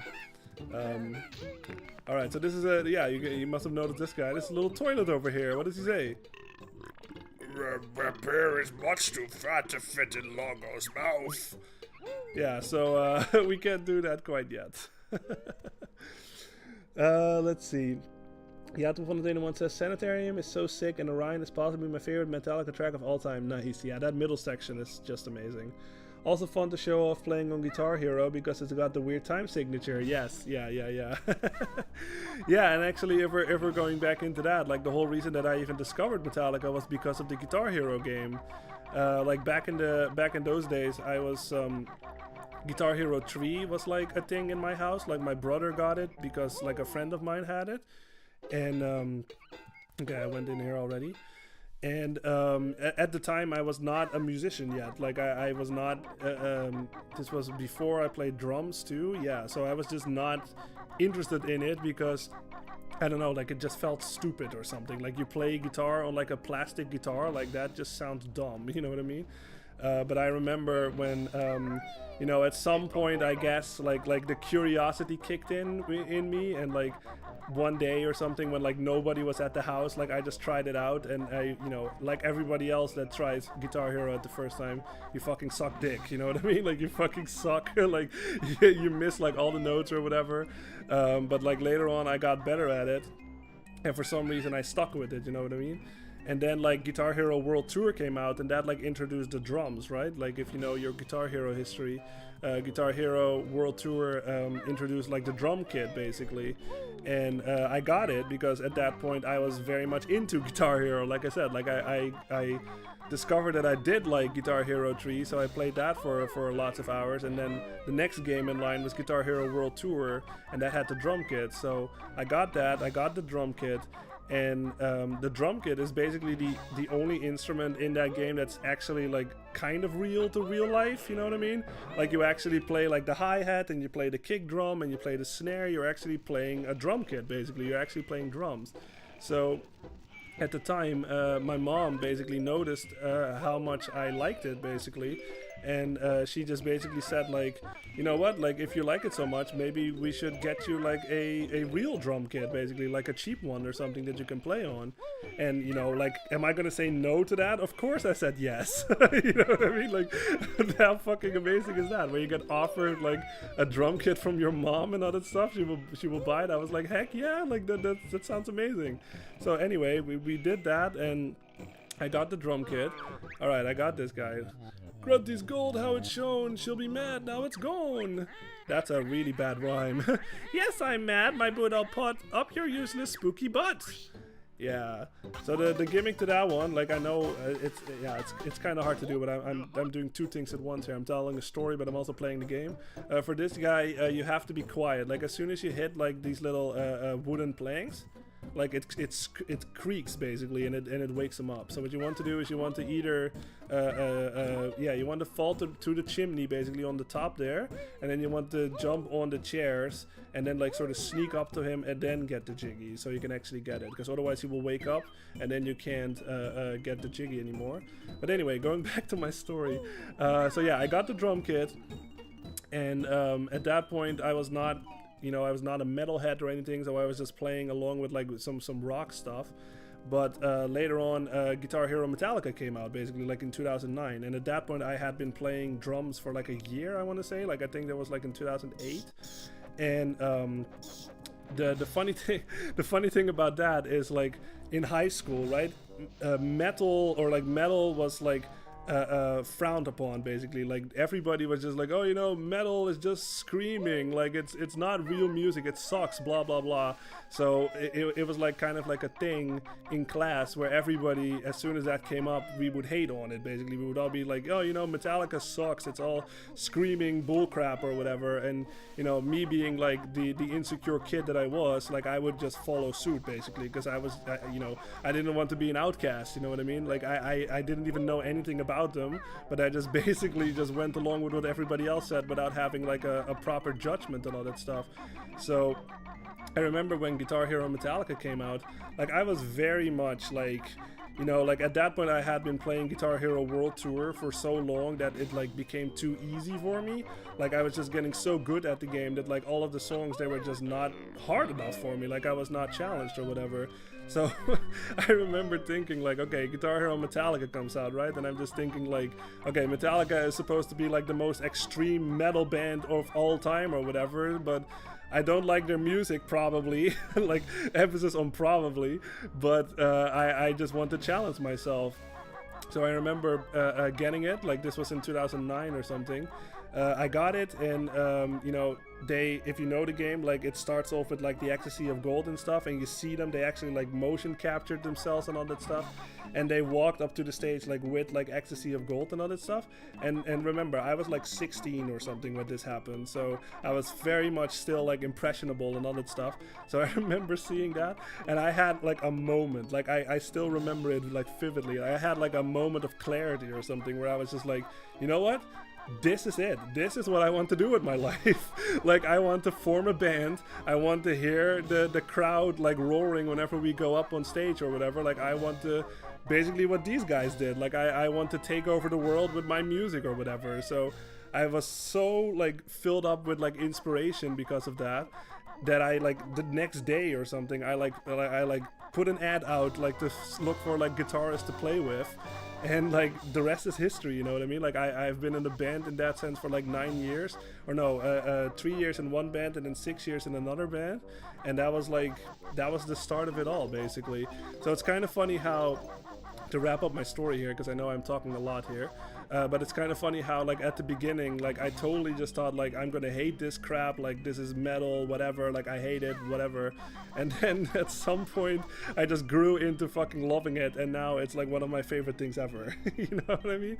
Like that's just how life goes, life can go sometimes, where that's kind of what I tried to say, is like try to take a shot in the dark sometimes. Like don't knock it until you try it, you know what I mean? Like don't just try it out and then make your opinion. Like that goes with games too, that goes with music. Don't just follow what everybody else says. Just formulate your own opinion, and I'm an example of that. Like I discovered that music was my passion, you know what I mean? Like I discovered that I love metal music, and now I write my own music, and now I do the video game music, and I was in a band for 9 years. Like all that stuff, that's all part of my life now because of that one moment when I was like 16 or whatever, where I thought like I'm gonna hate this, but it just completely like turned around, and it just, my life is amazing now, you know what I mean? Like in that sense. So it's I don't know, it's wild now that I'm reminiscing about it, especially yeah, now it's crazy to think about, but that's life, you know what I mean? Okay, anyway, I know I've been talking for a lot, so I need to fucking catch up on chat, and I know I haven't been doing well in the game because it's really hard to like pay attention to what I'm doing and also talking. I apologize. Let's see, got that. Okay, Soyborn says, oh yeah, a few years back I hopped on his Patreon for a bit, told him that he probably doesn't remember me, but I had to say sorry to him for mouthing off to him back in the day. He was super forgiving. Oh, that's nice. I like that. That's good, Soyborn. Soyborn also says, this is how I know for a fact that Family Jewels is extra cool. I watched this one guitar gamer tuber who's a massive fan of Family Jewels, so I begged Family Jewels to go to his channel and say hi. Cool, nice. Jules actually did it. Haha, stand up guy. Yeah, Jules is awesome. Like you can tell, like he's a bro. You know what I mean? He's just really nice, and yeah, he's awesome. Yato181 says, I love that the logo, the fucking toilet is one of only like 2 or 3 characters that made it to 2E. Yes, we'll see him when we get to 2E. Banjo Kazooie only carried over 2 to 3 characters, and one was the fucking toilet. Yeah, I mean, if you have a character like that, you have to almost, right? Yato181 says, yeah, metal was dorky in the UK in the noughties, in the 90s. I don't know. Too. Oh, okay, so silly. Yeah, it's crazy to think about, man. Like stuff like that. Okay, let's actually get some shit done, because I've been talking a lot and I am very much lost right now. Okay, I know we can do this. We can go up here. Yeah, like I said, I apologize if you're here for the gameplay in that sense, because right now, usually I do a bit better, but like if I go down that rabbit hole, then it's really hard to focus on what I'm playing and also talking and all that stuff. Alright, so this is what we need to do. Now that we're a pumpkin, happy landings, little one. Yeah, now that we're a pumpkin, we can actually go in here. Yeah, look at this, we're inside a toilet, y'all. Ugh, gross. Careful of these guys. Yeah, we got that. Whoop. Okay, at least I know where the last two jiggies are. How are we doing on nodes? Okay, 88. Phew. Let's make sure there's not anything more over here. This might work out actually. I think I know where everything is. I can't believe you went in there. Now wash your hands, filthy bear. Yeah, exactly. Now we gotta wash our hands extra. Oh, yeah, 1281 says naughties means the 0,000. Oh, the 2000. I actually didn't know that. That's cool. Alright, thank you. Appreciate it. Cool. I know this. There should be. This is why you also want to make sure that you break open those windows, because okay, we did I get all of the things? Oh, I did. Okay, cool. Okay, thank God. Okay, and this is also why you want to break open the window like this, because the pumpkin has no attacks. It can only jump like this.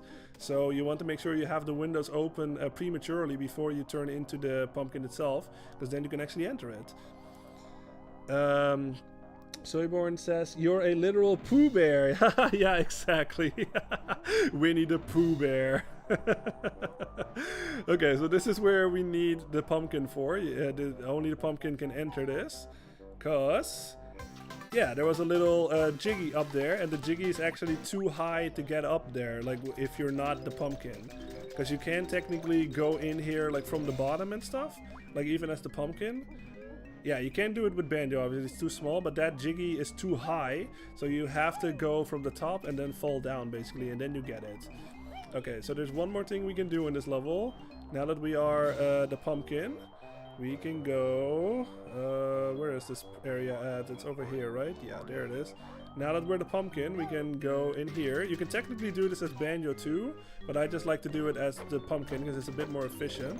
I think the last notes are over here. Whoa, we want to be careful. There we go, there's another jiggy in there. Yeah, that's the last one. Oh no, please don't tell me I missed like one note. Okay, thank God. There it is. Okay. You found all 100 notes in this world. Yes, well done. Fuck yeah. Okay, anyway. Yatwanda1 says, I've only realized in recent years when you go down the toilet as the pumpkin, that brown area you're going down to is literally the septic tank. Yeah, I guess so, yeah. I actually never put that together, but yeah. That's right. Okay, we got it. I think we have everything now. Oops.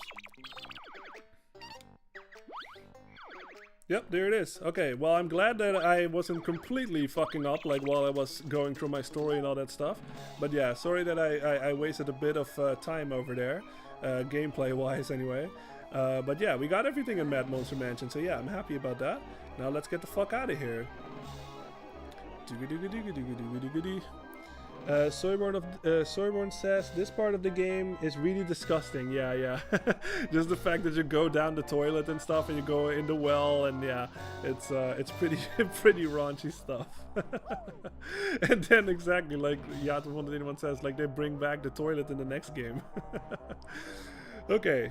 Anyway, we got everything. Let's get out of here. You want to be the pumpkin for this, because remember what I said about that gate that we smashed? Wow, your best note score for this world is now 100. Fuck yeah! Oh, make sure... Oh, jeez, he's gonna catch up. Oh, that's okay. We can take a lot of hits. We have more than enough health. Ah, fuck you. Yeah, you can't actually attack as the pumpkin. But this is why I said break this fucking gate before you go into the level. Because the pumpkin cannot break the gate. And then you have to go back in the level and get the pumpkin. And then you can do it. So yeah, I broke that gate prematurely because I knew about it already. And now you know about it too. Because now that we are the pumpkin, we can actually go in here. Now, what's inside? My next world is the hardest yet, and you will fail on that, I'll bet. Yeah, she's actually not wrong on that one. Hey, what's up, Mumbo? What are you doing outside of a level? There we go, we're back. Yeah. Aha, I knew there was one back there, you fucking sneaky bastard. Alright, let's take care of this ghost guy. Oh. Do I not have anymore? Oh, okay. I pressed it, but I just mispressed it, I guess. But yeah, this thing, you can smash it with the ground pound. Boom, just like that.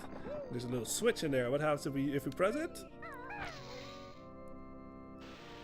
The water rises! Don't worry, this is not Ocarina of Time. This is not the water temple. Don't worry about it. It's not that. You just rise the water and it stays. So yeah. Now it's going to turn us back into the pumpkin, so we can actually leave. Pumpkin making Mumbo hungry. Me get pot ready. Oh, you stay away from me, you bastard. Not to be made into soup. Not into that stuff. All right. Now that we did that, we can actually get to the next level real fast. Yato van de one says, so are we doing Gobi's Valley or Rusty Bucket Bay now? We did Gobi's Valley already, actually. I did it on the last stream. I was actually, this is not like, maybe you weren't here when I said it earlier, but usually I do Gobi's Valley first and then Freezy Peak. But I know that you said, Yato van de one, that Freezy Peak was like your favorite level or something, or at least like the music was your favorite. So I kind of saved it for this stream, so you can be here and you can see me play through Freezy Peak. So that was the reason why I did not do Freezy Peak in the last stream. I kind of held off to it to do it on this stream so you can be here. So yeah. Let's see. Yato1 says, this bit always threw me as a kid lore-wise. Why does Mumbo have a random hut outside a main level? He doesn't belong here. Mumbo's huts are for proper levels. Yeah, I know. It's very unique in that sense. Just Mumbo like out in the open, basically, not in a level. Yeah, so this is what I said. Like the reason why I said don't go here over yet, don't go over here yet, because we actually need to beat a pumpkin over here. Like I said, if you fall down here, you lose a life, because it's an instant death. So be very careful. There we go. There's more facts. Revolting Gruntilda's bedroom has dirty undies hanging from the ceiling. Yeah, that's gross. She also has a loogie bush growing in a pot beside her bed. Filthy. Yeah, that is fucking gross. And you'd be sick if you saw her enormous streaky brown undies. Gross, dude.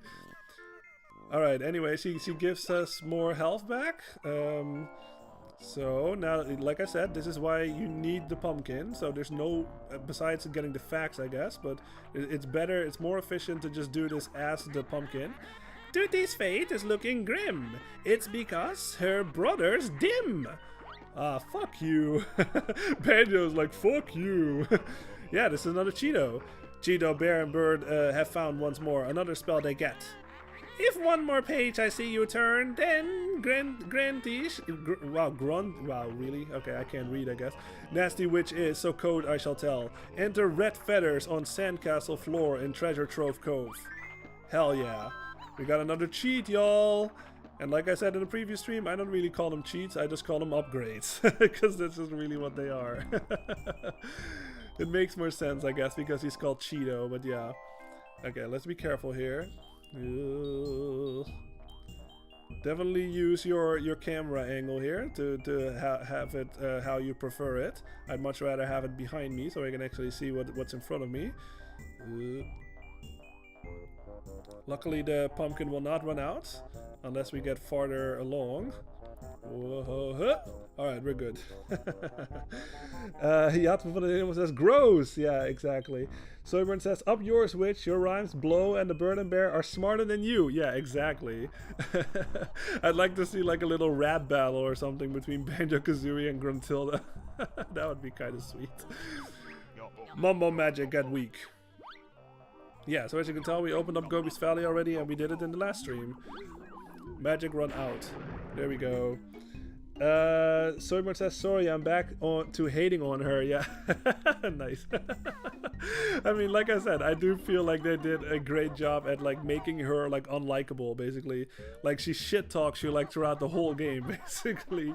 So yeah, that makes the battle with her at the end all the more satisfying, because now you can actually now it's personal, you know what I mean?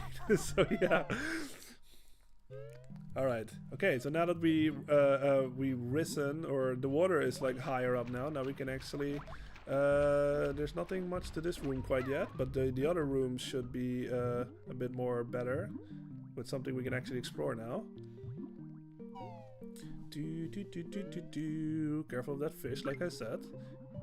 Yeah, see, now we can go up here. This is the level that I was talking about earlier. This is the most infamous level in the game, as it is probably the hardest level in the game, because if a certain room, like I said, if you have played this game, then you know exactly what I'm talking about, because that room has claimed many lives of many players.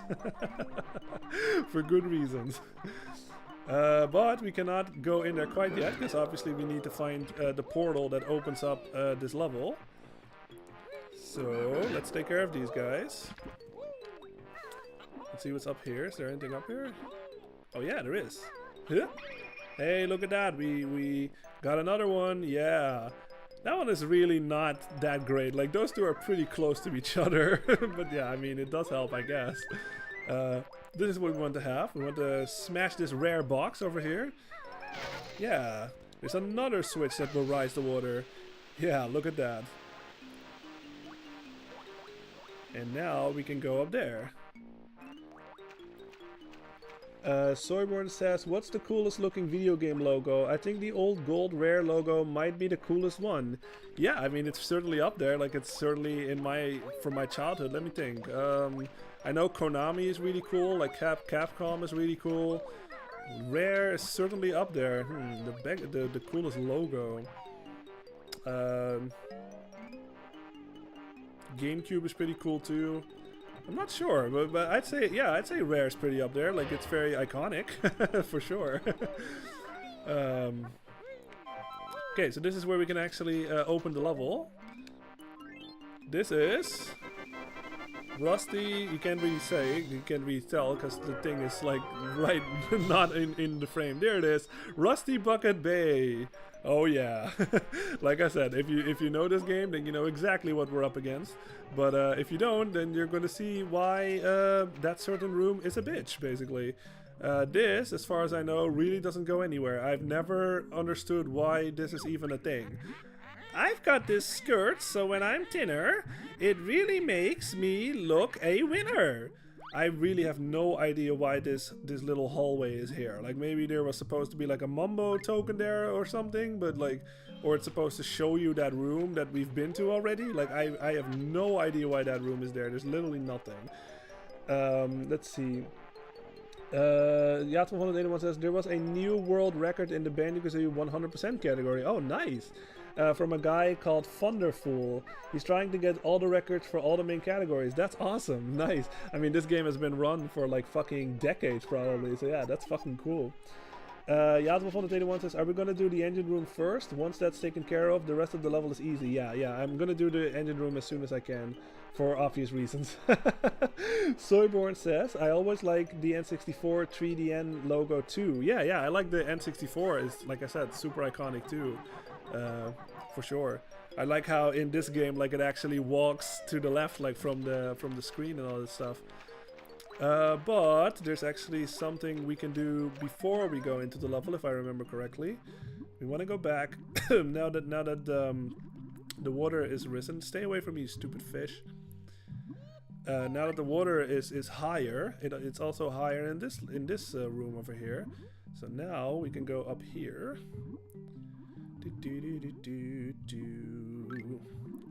Yep, there we go. Can you break this? Yeah, you can break that one. You can go in here. There's really nothing in there as far as I remember. But is there something in this one? Okay, there's a gold feather in there. Soyborn says, and then Conker took a chainsaw to it. Yes, yeah, yeah, exactly. And he's like, stupid logo. And then he like rubs the rare logo or something. Marvelous. Yeah, I love that little intro thing. So yeah, this is a little switch we can hit. This one is actually a bit different though. This one will not. Yeah, this one has a time limit.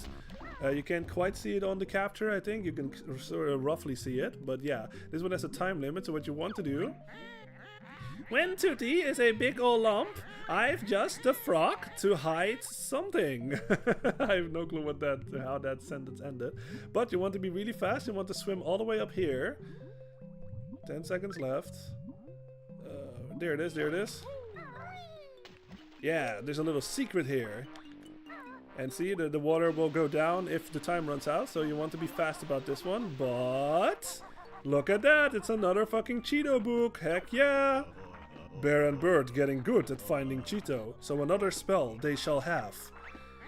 That traitor book has pushed its luck, so in the burning fire I'll chuck. Find Cheeto which won't. Code you must enter on. Good luck in the next game, buddy. Sandcastle floor in the treasure cove is gold feathers. Alright, now we have 2 cheats we can do. So, before we go back to Rusty Bucket Bay, or before we go to Rusty Bucket Bay, I should say, I'm going back to Treasure Trove Cove, and we're gonna enter those cheats. You do need to actually find a Cheeto before you can actually put those cheats down, as far as I know anyway. I don't think I've ever tried, but I feel like that's real. You can't just like, you know, if you played the game before or something like that, just go to Treasure Trove Cove and like put those codes in. It doesn't work as far as I know. You do have to actually find them and then you can put it in. So yeah. But luckily, we have a really good shortcut that we activated that will take us almost right there to Treasure Trove Cove. Let's go inside this pot. Excuse me. Heck yeah.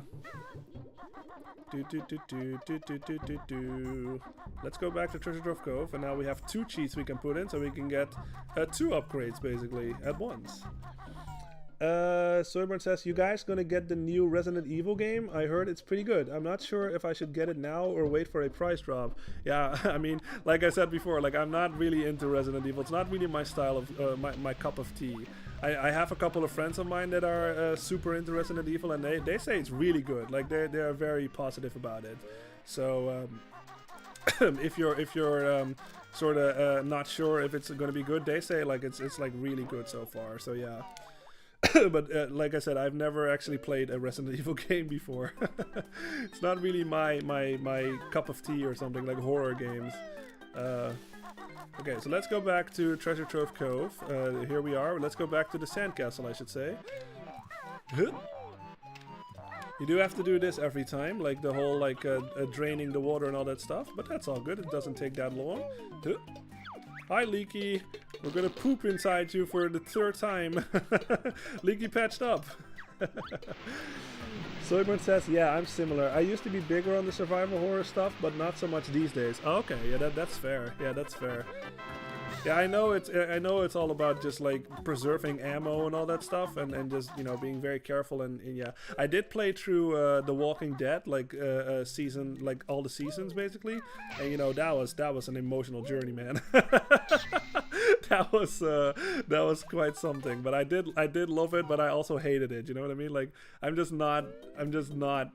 It's not really my I didn't, no, let me rephrase it. Like I hated the experience, not the game, because I'm just like I'm not that good with like horror games and all that stuff, so I was very tense and like stressed and all that stuff. Like every time when like a jump scare would happen, like it would freak me out a little, like, and I would get like in panic mode and all that stuff. But yeah, I didn't like that part, but I loved the story and the characters. Like I said, it was a, oh my god, like it was an emotional journey.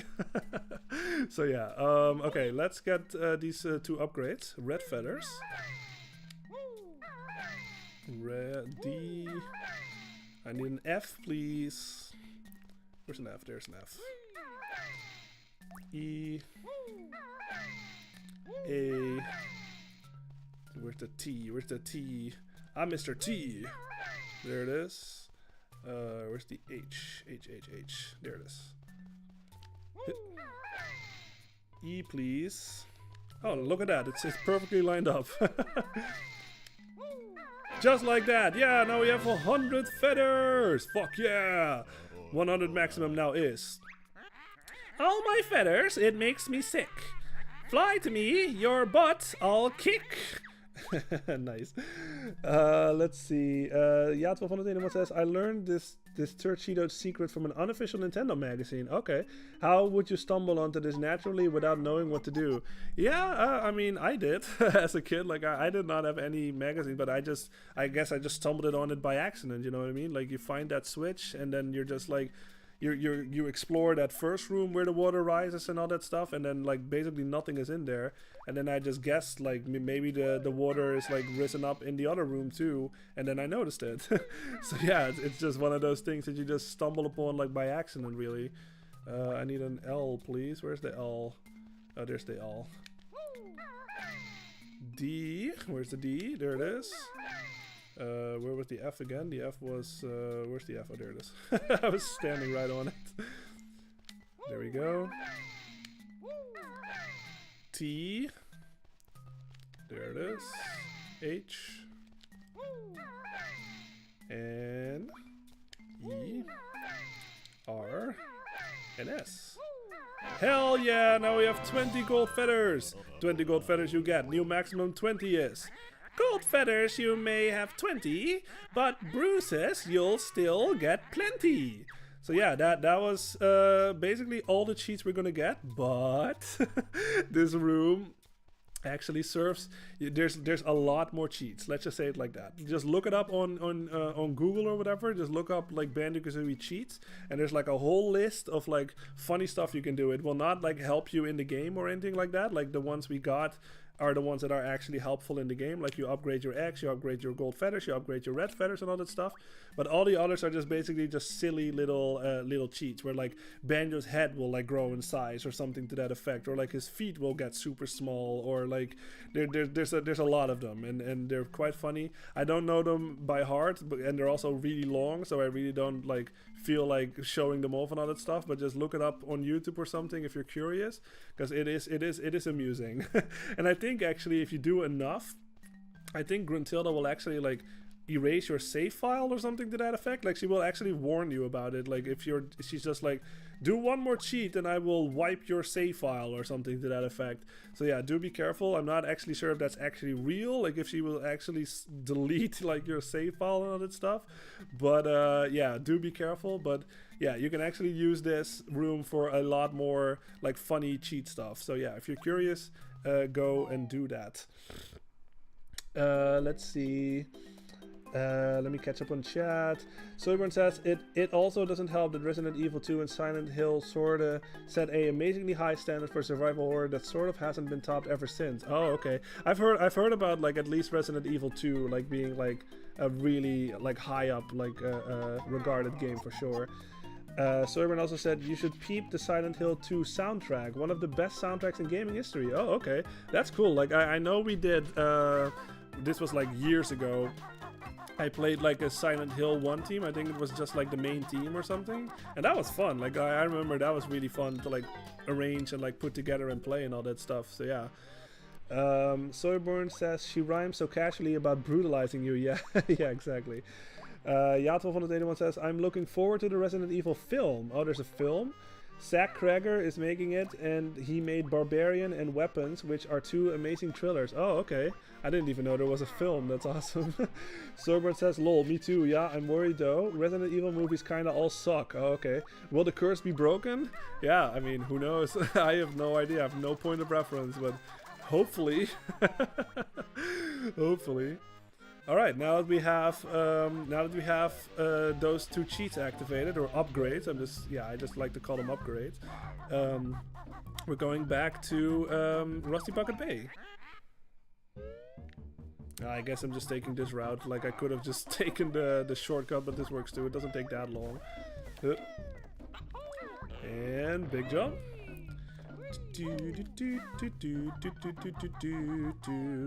All right. So we're making our way towards Rusty Bucket Bay right now. which, like I said before, and Soyborn, I know at least you haven't played this game yet.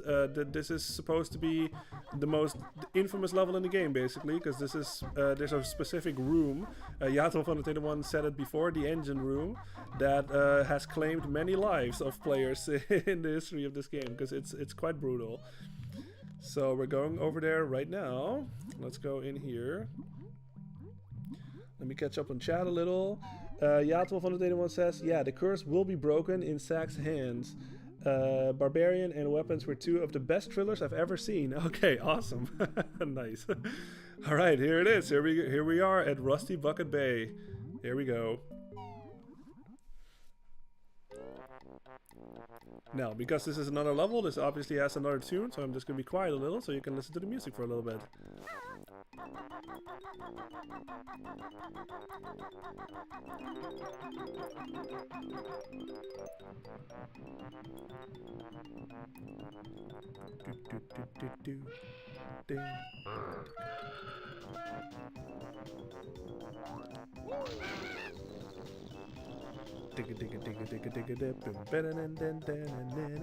Yeah, so you can tell it's another super fucking catchy tune. Like, I know I repeat myself, but god dang, like every fucking song in this soundtrack is catchy as fuck. You know what I mean?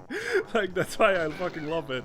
It's unique, but it's super fucking catchy, and it just gets stuck in your head like all the time. It's awesome. I fucking love it. Highly recommend y'all to go check out this whole soundtrack on YouTube or something. Like, just do yourself a favor. You know what I mean? It's fucking awesome. Let's see. Soyborn says, yeah, Justin Long killed it. I've literally met two-faced scumbags just like that in real life. Okay. And Weapons was great. Goddamn crazy witch. She was much more than Gruntilda. Okay. I have no idea what y'all are talking about, but I love it all the same. That's awesome. Okay, so yeah, this is Rusty Bucket Bay.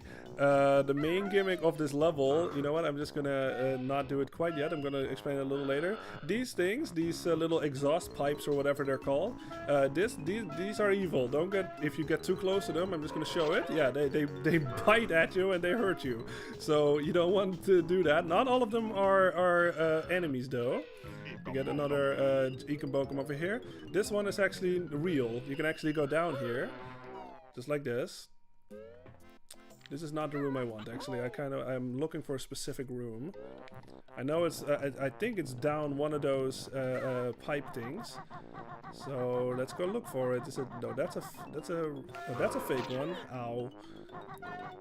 Let's go over here. Yep. I'm looking for a specific room. This is not the room. Yato van the 21 says, Rusty Bucket time, here we go, time to test Lloyd's skills. Yeah, exactly, I'm curious how this will go. Soyborn says, the witch in Weapons does really nasty things to the townspeople. I won't ruin it for you, Lloyd, you need to see it. Oh, okay. I mean, I'll remember it for sure, yeah.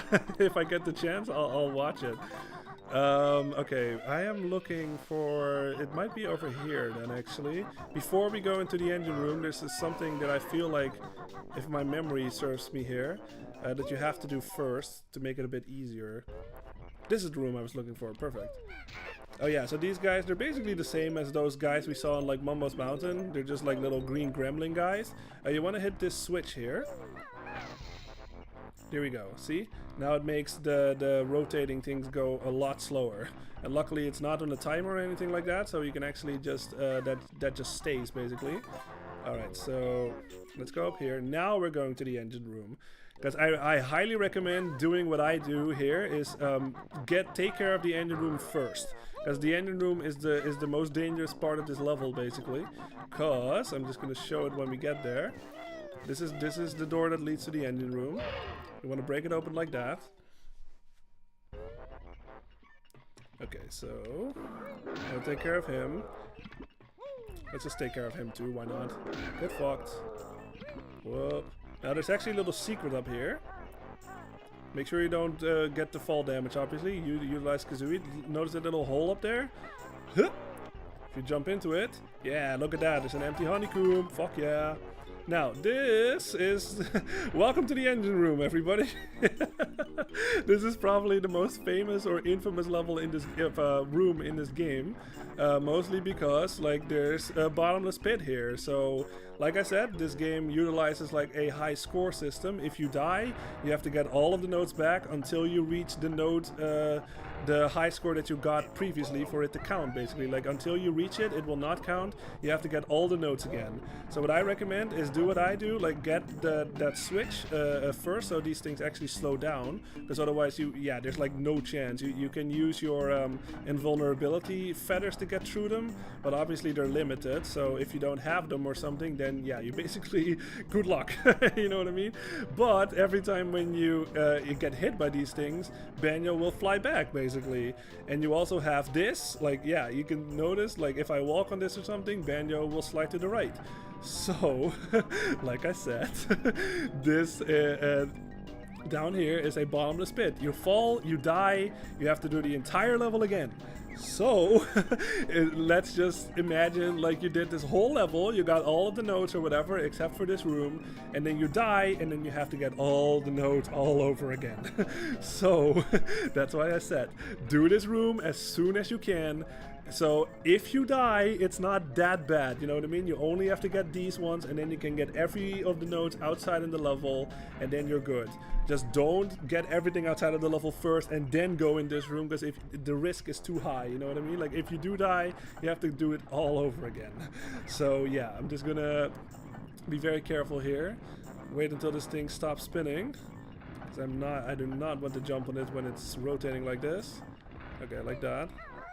Make sure that you, that's what I like to do, like I like to jump off immediately, because I'm always afraid that Banjo will slide off, basically.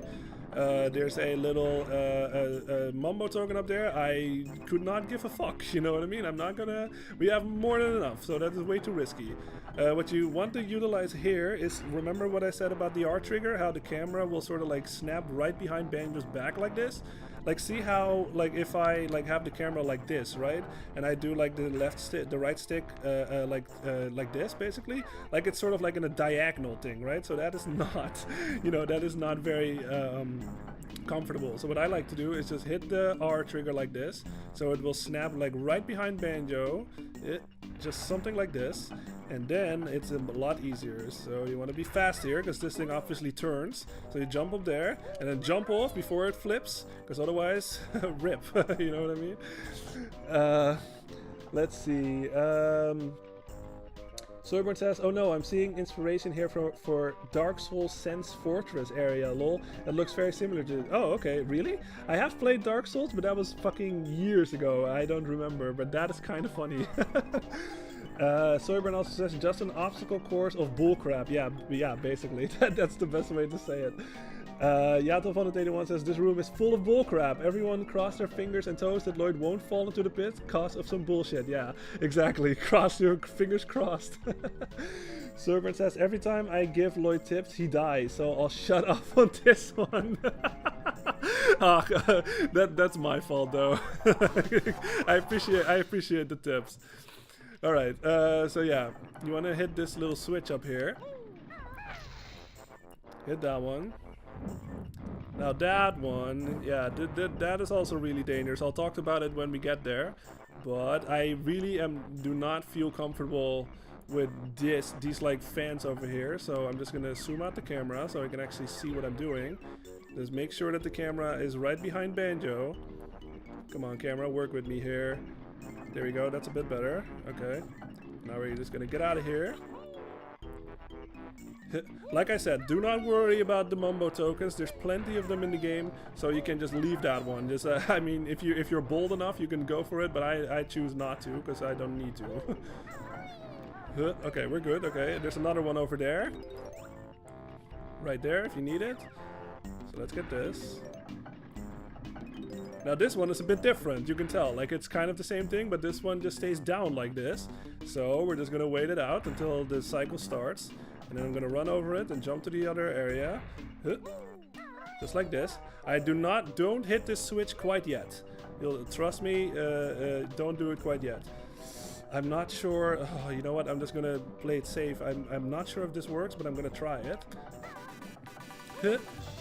Oh, okay. Ooh, okay, so it doesn't hurt you, I guess, but it does bounce you backwards. So yeah, you have to fucking time your jump very well with those things. Because, god dang, like even when it slowed down and I still got hit.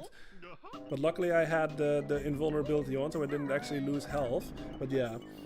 Let's see. Yato van the says, interestingly, I think the engine room is actually the only sub-level in Banjo Kazooie with a bottomless pit. Yes, Mario 64 is full of bottomless pits. Yeah, it sure is. That's why the fucking 100 coin mission is so rough. Okay, so we're gonna do this again. So I'm gonna wait until it slows down, and then I'm gonna jump through it. You know what? I have to kind of think about this. Where is the?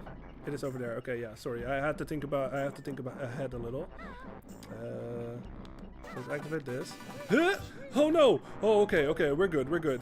That still hit me even after that. God dang. Okay. So what you want to do with this is a little time sequence. As soon as I hit this switch, we saw it in the earlier one when I hit it. Like the engine of the boat basically stops. Like the how do you call those things? The fans, I guess, or whatever. Like they stop rotating, or at least they go slower.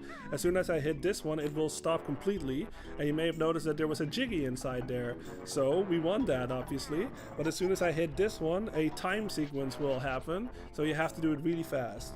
So what I'm going to do here, I'm going to wait until this thing if this thing turns. Now I'm going to hit it. And see, now it stops completely.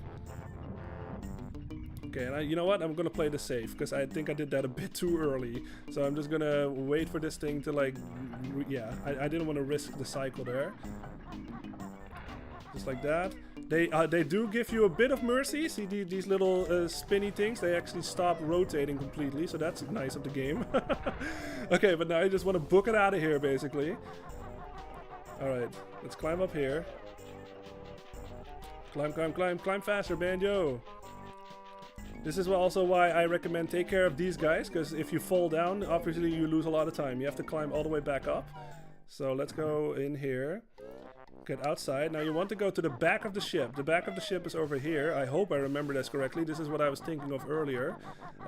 This should be the back of the ship. Don't get gnawed by that thing. Yeah, there it is. My oily water in you plunge. You'll lose air even... Sorry, I was not paying attention. Under the scum you'll breathe your last, cause air is used twice as fast. Yeah, we did it, y'all, we did it. Okay, whew. So, what this is about, I can talk about two things. If that hits you, that's an instant death. You die immediately. So, if you're stuck in there or whatever and the timer runs out, you are dead immediately. So, yeah, make sure that you go in there with plenty of time left to get that jiggy. Because otherwise, yeah, you'll lose a life and you have to do the whole thing again, basically. The gimmick of this level, exactly what Gruntilda said, this oily water over here, even if you're not underwater, it will actually take oxygen away. Let's look at it. Come on, there we go, see? So you want to make sure that as soon as you fall into the water, you want to book it out of there, basically, because you can technically die. And then if you go underwater, the oxygen will drain twice as fast, just exactly like Gruntilda said. See how fucking fast that is? So yeah, that's basically the main gimmick of this level, is you don't want, if you're underwater, make sure you don't stay there for too long, because you will drown. And like I said, this is not Conker's Bad Fur Day or anything like that, or like any other game where your health will like drain eventually. Like if your oxygen meter is down, like the oxygen meter is down and you die immediately. So yeah, it's really dangerous. But we did it. I got through the engine room, so I'm actually happy I didn't die. Let's see. Soyburn says, "Whoa, this is making me nervous as fuck." Yeah, I know. It made me. I feel like a weight of my shoulders that lifted my shoulders. You know what I mean? Left my shoulders. Soyburn also says the metal levels are rarest, hardest levels. Yeah, this ship is evil. Yeah, I know. It's pretty insane. Yato van the 81 says, once he gets through this, it all gets easier. Yeah, it does. That's like I said, that's the most infamous room in the whole game, basically. Like, it's quite brutal. Especially if this is your first time playing. It gets easier. He even gets to play the hero and save a dolphin and shit. Oh yeah, that's it. You know what? I can do that right now, actually. Soyborn says there's a dolphin. Yeah, Yato van the one. Yes, first try. Yeah, we did it. Victory dance. Yo. Yeah, do the bow. Yo. Okay, we fucking got it. All right, now you want to go down here because there's actually a Jinjo down here. But like I said, the oxygen drains twice as fast. So I recommend that one not to be your last one because then the Jiggy will be in the water. So that's even more stressful, obviously. So let's just get our health back, or our oxygen back, I should say. There we go. Okay, you know what? You were talking about that dolphin. We might as well just go there right now. Let me just get some stuff on the way. Oh yeah, these guys, these are like little TNT boxes. As soon as they notice you, they get super fucking aggro with you. So what you want to do is you can shoot them with X from a distance. Boom, and they explode. Get fucked. You can also just use your invincibility feathers, the gold feathers. Yeah, those are the moves I recommend, because if you pack them, then obviously the explosion will hurt you. So yeah, take care of those things from a distance. Let's see, so now we can go up here. Yeah, this one you can actually break. You can't break that one either. Some of the windows you can break. Let's just go like around the ship for now, and we'll focus on the ship a bit later. Now this is a little toll that we have to pay. Like it requires X. You shoot 2X into it, and a little platform comes out. Now this is a bit of a sneaky secret, because actually you can notice these little golden defenders up there and the Ikambokum. Actually, if you shoot more into it, there we go. Yeah, then it goes all the way, and then you don't even have to deal with that thing over there. So yeah, get that one, get that one. And get this one, heck yeah. Alright. Now, these little windows, you must have noticed, this one looks way fucking different, doesn't it? This one is all gold and stuff. This one is transparent. What happens if you ground pound it? Boom, it fucking breaks. Just like that, you can go in there. Alright, let's see what this room is all about. Oh, I fell down. Oh no. Where am I? Oh. Take care of that guy. Yeah, even in this like a hangar and stuff, or whatever you call that, like a ship version of a hangar, I guess.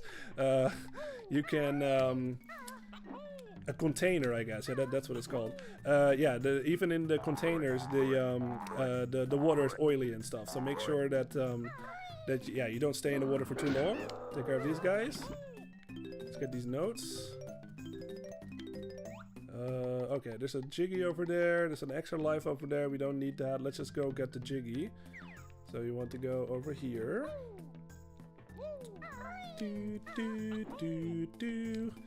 Huh. Jump over here. So be very careful on this one, obviously. Big jump. Yeah, there we go.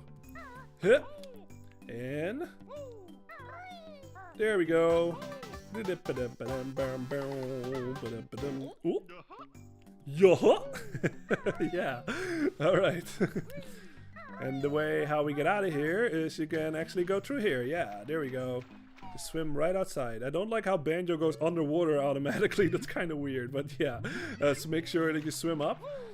Do you notice that dude? But down there? You can sort of hear him. And you know what, I'm just going to swim a bit closer so you can actually hear him. But you can actually hear him cry, basically. So if you don't see him, then at least you should hear something, that something is up. Yeah, I might as well do it now, why not? There he is, it's a little dolphin. Oh no, he's stuck under the anchor. I'm trapped. Help! Get this thing off Snorkel. I will. So what you want to do is you want to follow the chain, basically.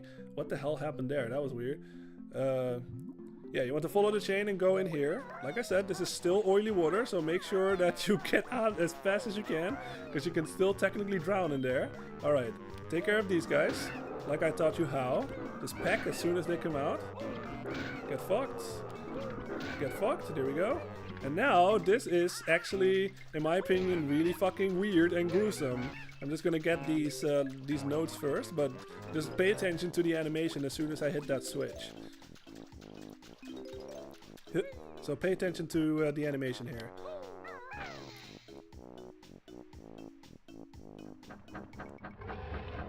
Yeah, I mean, doesn't that look weird? Thanks, guys. I found this earlier. It's yours. Doesn't that look like that the anchor just totally like slices that thing in half? Like, how the fuck?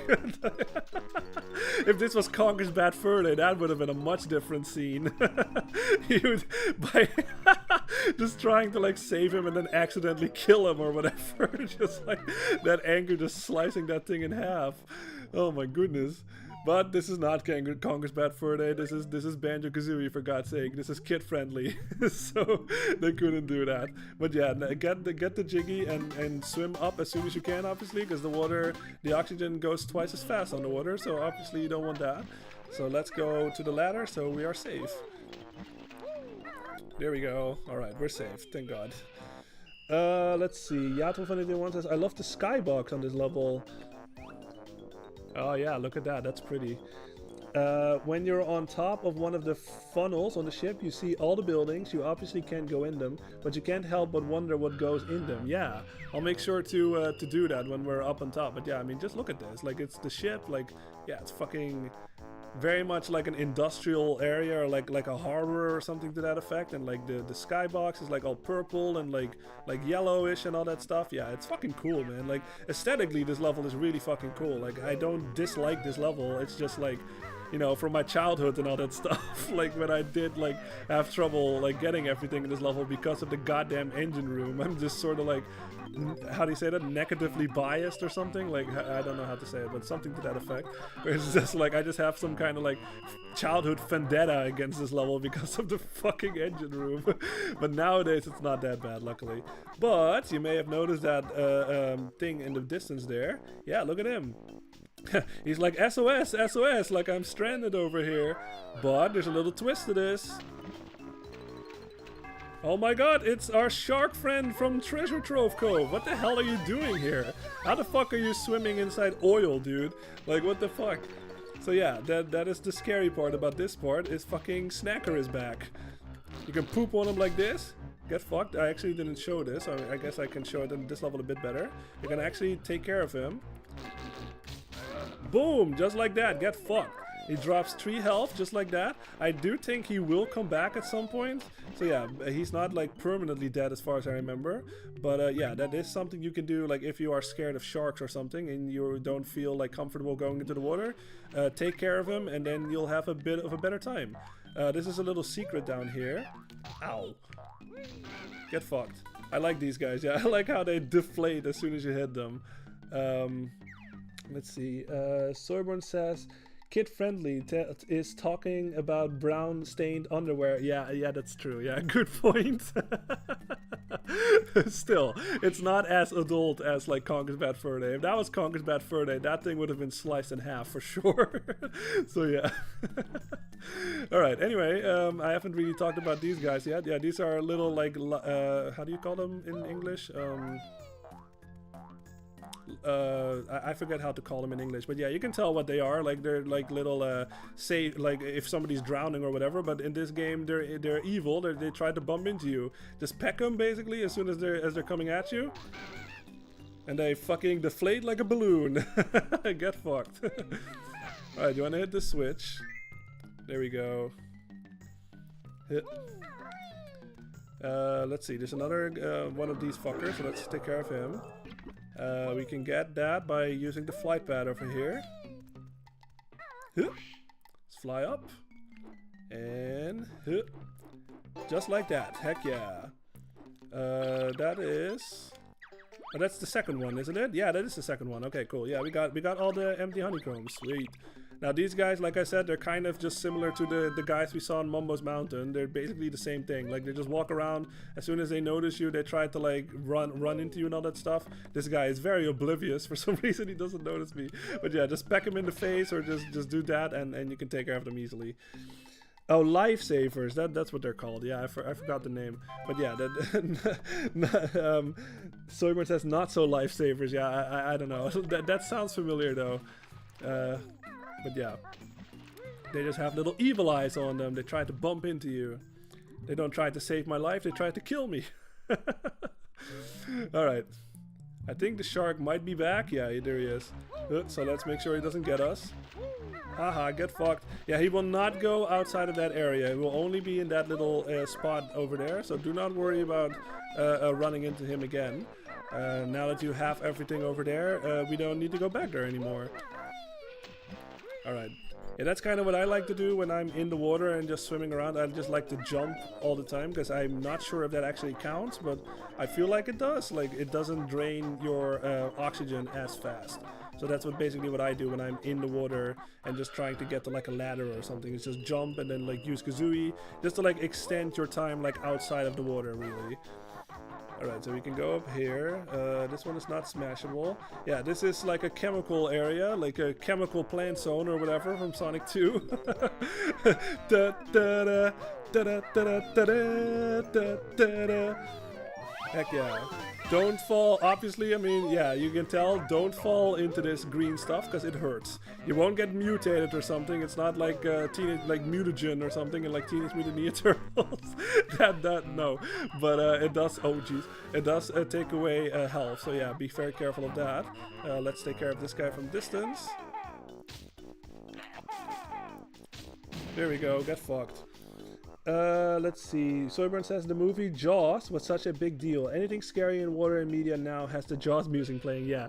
Da, da, da, da, da, da. Yeah, exactly. I actually never saw that movie, but I have heard of it. Like, I know, yeah. It caused like a lot of phobias out there for kids out there, like from the 80s or whatever. Like, yeah, oh my god. So this, I actually had a trouble as a kid with this thing because I didn't know how to push this thing in. Because you're probably thinking like, what the hell am I supposed to do with this? Like, it's clearly like a button of some kind. Like, you try moves, like the X doesn't work, like this doesn't work, the little claw thing doesn't work, the roll doesn't work. And then I was like, oh, you know what? I should use all my moves. Remember this move? There we go. That's how you push in buttons. So yeah. Alright. Now climb up here because this is on a time limit. So you want to be really fast here. Climb up. Get on Kazooie because Kazooie runs faster. I'm just gonna jump down here.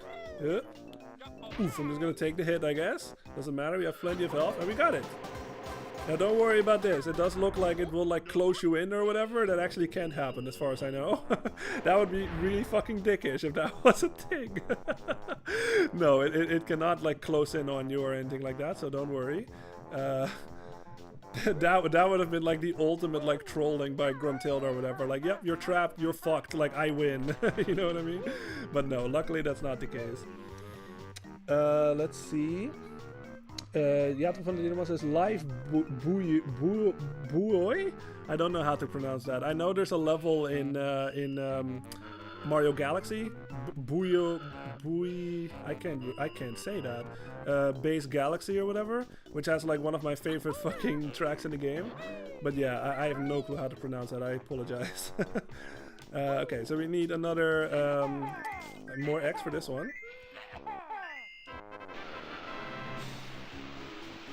Sorry, I didn't mean to do that. Alright. Okay, we can go inside these containers over here. Let's see what's inside. Now there should be... Yeah, look at that. There's lots in this one. Let's go collect it. Jato van het 81 says those aggressive orange and white enemies are live yeah, sorry, I can't pronounce that.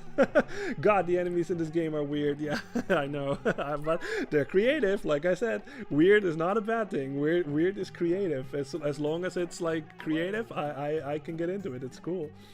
Soyburn says, say it like buoy. Oh, live buoys. Buoys. Okay. Thank you. Sorry, but I appreciate it. That's a really weird word. Alright. Got it. Well. Alright, we got the notes. 55 notes. Take care of that guy. Even if they're small, they still fucking hurt. Like those, yeah, I mean, the monsters, they may not be as big as the other ones, but they still fucking hurt. I think they still hit for 2 hits too, for 2 hit points. So yeah, As Soyborn says, you got it. Okay, cool. It is weird. Yeah, I know. Sometimes there's just words like in the English language, like especially like the th stuff, like third, like stuff like that. Like that is just not in the Dutch language at all. So it just sounds like I say turd or whatever. But like one of my friends actually taught me how to say it. Like you have to sort of like slit your tongue like against your teeth or something, like third, like something like that. But like it's one of those words where it's just not at all like in my like own language and all that stuff, like in the Dutch language. So it sounds very weird whenever we Dutch people say it. But yeah. Oh, careful, careful, careful. Oh, geez, okay. Yeah, they do sort of like detonate themselves after a little bit, after they like chase you like that. So yeah.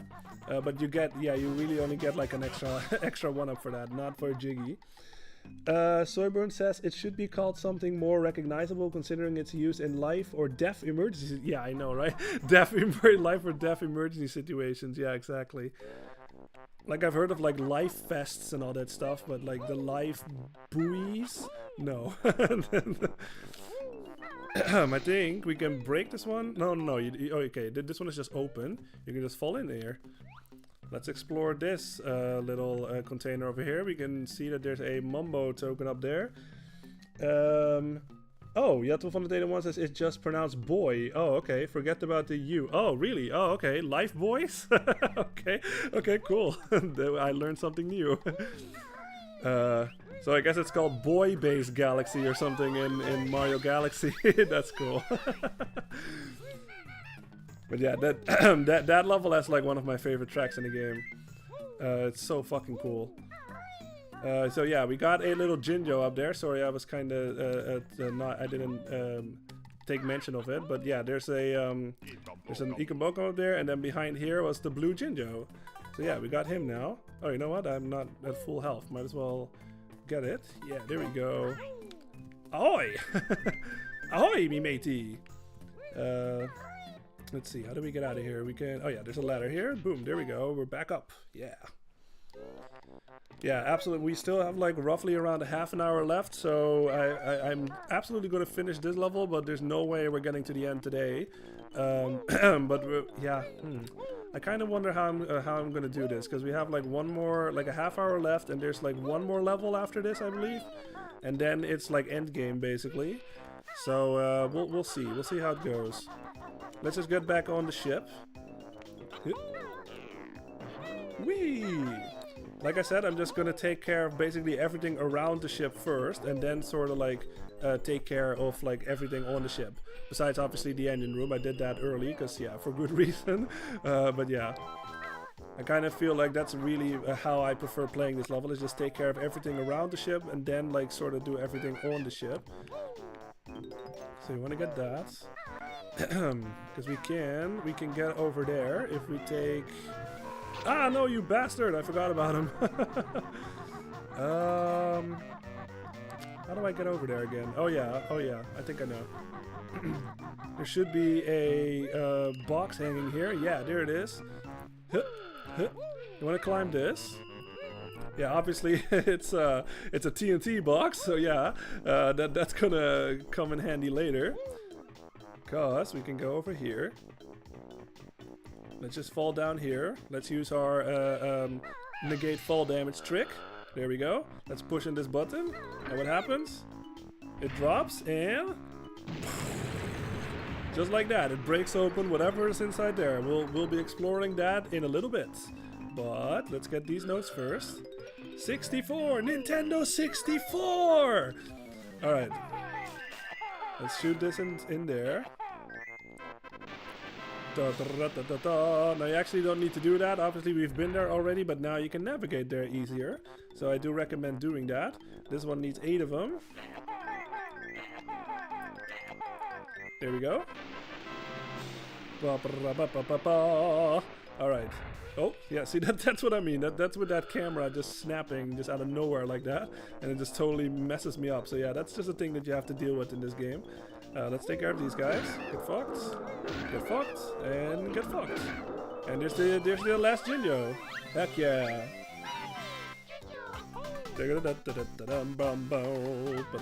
Say it. Yaha. That will never get old. I don't care how many times you see it. It will never get old. That will always make me happy. All right.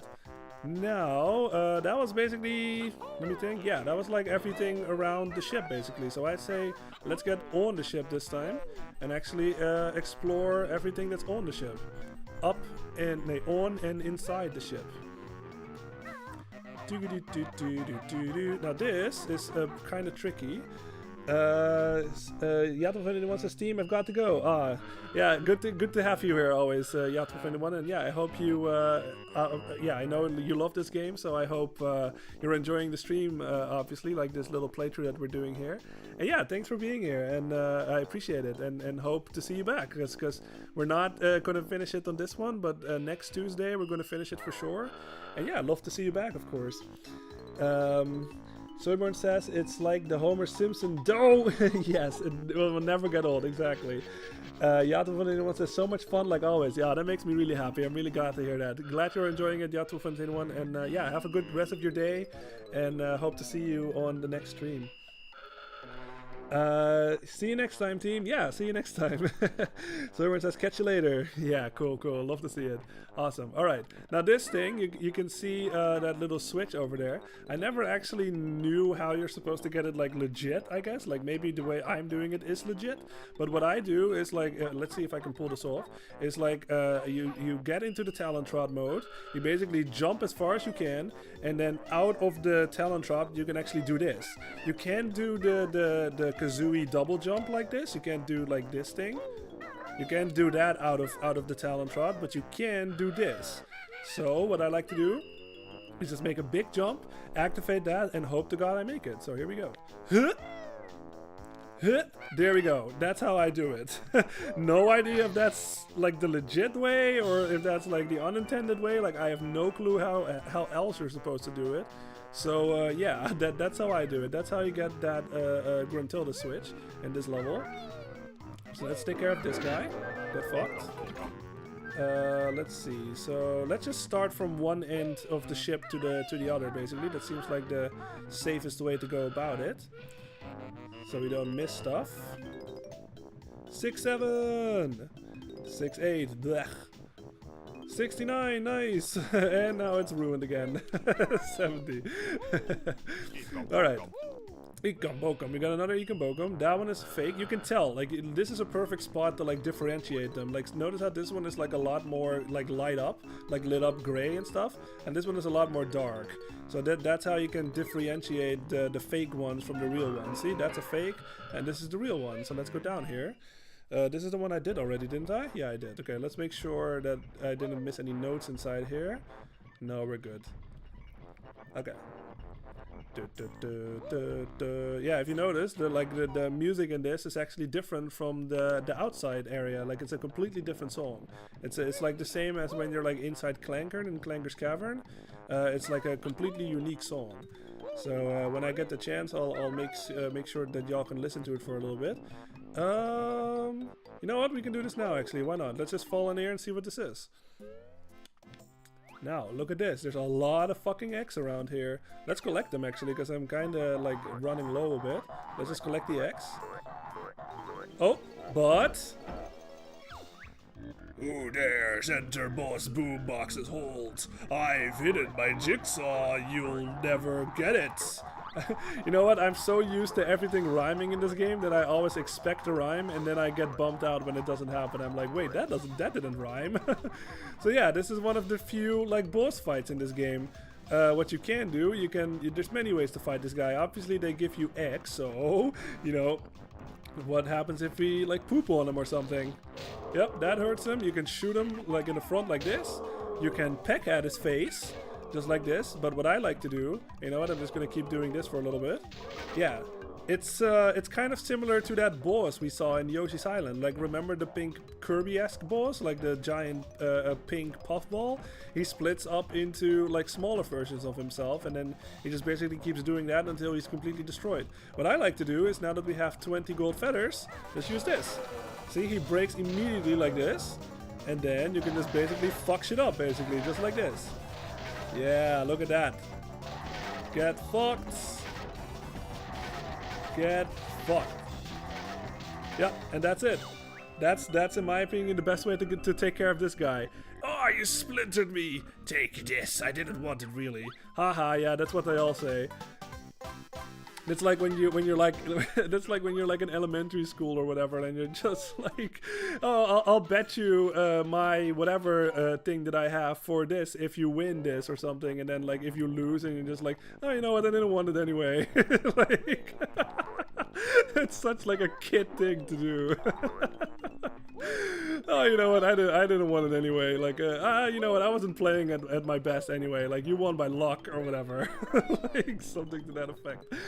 Oh boy, that's funny. All right. So we took care of that guy. Now, you want to remember this. 3, 1, 2, 1, 1, 1. I'm just going to show you immediately what that is for.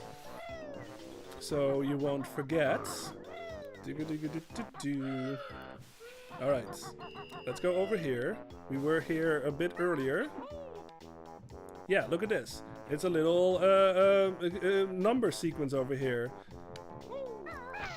Yeah, I'm just gonna do this wrong intentionally so you can see what happens if you get it wrong. You actually get hurt. So I remember as a kid, like I just did this by sort of like process of elimination, I guess. I just sort of fumbled my way through this, basically. I did not know that there was like a sign over there that actually says the code. Like I just basically went like, okay, 3 is the first one, 2 is wrong, and then I went to 1, and then, you know, I just fumbled my way through this basically until I got it. But you can actually read it right over there. It says 3, 1, 2, 1, 1, 1. So let's put that in. I like the sound effects. And there it is. Just like that. You get the jiggy. Heck yeah.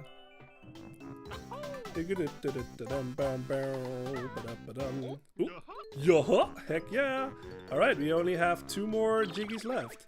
I think we're doing pretty well here. Let's see. 70 notes, 8 jiggies, and 2 empty honeycomb pieces. We're doing pretty good. Alright. Now, let's explore the rest of the ship. Let's go climb up here. There's nothing around that. Okay, let's get these notes. Now, you can climb up here. There shouldn't be anything around the thing anymore, so let's just keep climbing. Now, careful of this guy, obviously. If he does hurt you, you will probably fall down and stuff. So yeah, you don't want that, obviously. So make sure he doesn't hit you. Now, there's nothing around here. Okay, let's climb on this. And Banjo, can you please jump up? Yeah, there we are. There's the jiggy. Ooh, yeah. Yeah, this is what Ya1281 was talking about. Just take in this view for a little bit. Look at this. Look how fucking nice this is. It's like the sun is setting and all that stuff. Or like sunrise, I guess. I have no idea which one. Yeah, there's like a chimney over there. It's very nice.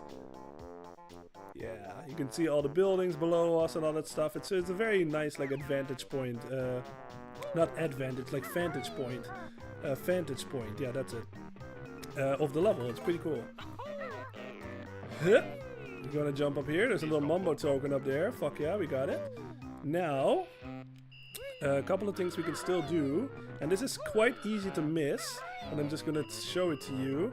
You may have noticed these little windows over here, basically. Let's see. Let me find one. Because some of them you can actually break. Let's make sure this guy doesn't hurt us. Yeah. Notice how this one look a bit different. Like it's like I said, it's pretty easy to miss, but if you actually compare it, like look at this one for a little bit, and now I'm gonna go over to the other ones. See, like this one looks more like yeah, I don't know how to explain it. Like it's more like a 2D image, I guess, like just plastered on the wall. And this one kind of like sticks out a little more or something. Like it's a bit more lit up, first of all. Like it's a bit more grayish in that sense, like light lit up gray. And this one is a bit darker. Might also be because it's in the shadow, I guess. But yeah, there is a slight difference to these. So I'd say like pay attention. Just try to like as you walk past these windows, just pay attention on how they look. Or you can just do like a process of elimination, I guess, and just try them all. Because that one you can break, and then I'm gonna show you this one you cannot break. See that this one you will pack right through it, and you can't actually go in there. So yeah, that is, like I said, it's pretty easy to miss.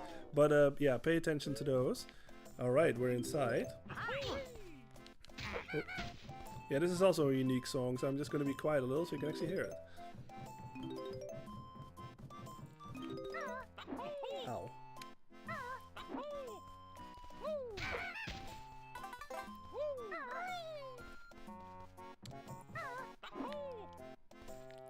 Yeah, so does this character look familiar? I think that's supposed to be like an early design of like what is her name in that game? I forget, but it's like the girlfriend of like Conker, basically. I think that might be like an early design of what she was supposed to look like, but she you know, if you played Conker's Bad Fur Day, she look completely different now. But yeah, it's pretty cool that that's like in this game. But yeah, that's all we needed in this room. So let's go and explore some more. There's still quite a lot to explore on this ship. So there's that code again. We did that. Yeah, Soyborn.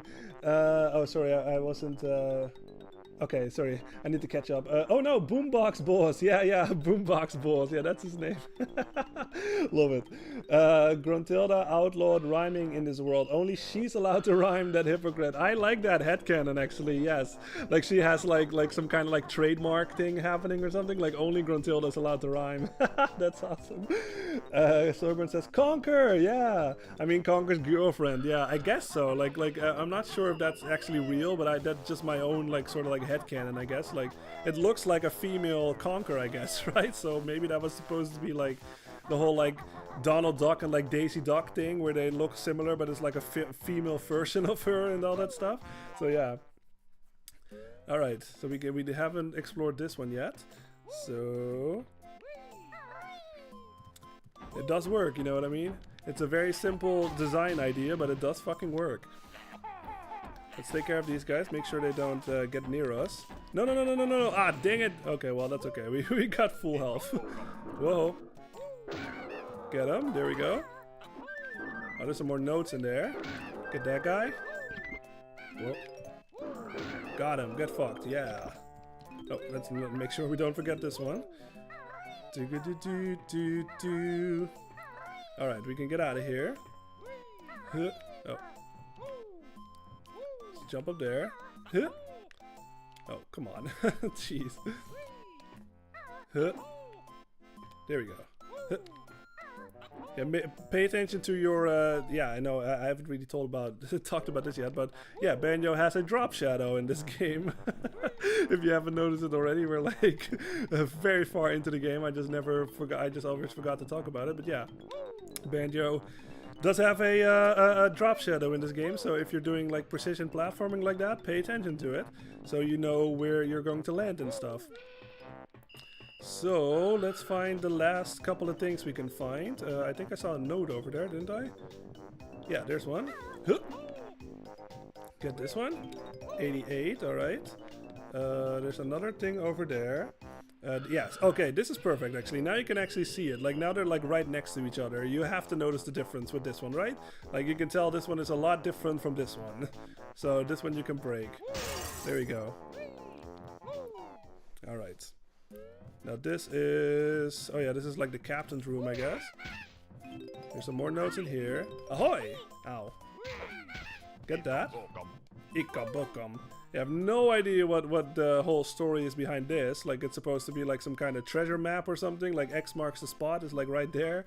I have no fucking clue. Like I know probably there's some kind of like game theory out there or something that somebody made. Like a lore reason of this map. But yeah, that's basically all we can get in this room. Just making sure. Okay, let's just keep moving. This one is fake, so let's just go behind him. Ha! You can't turn around.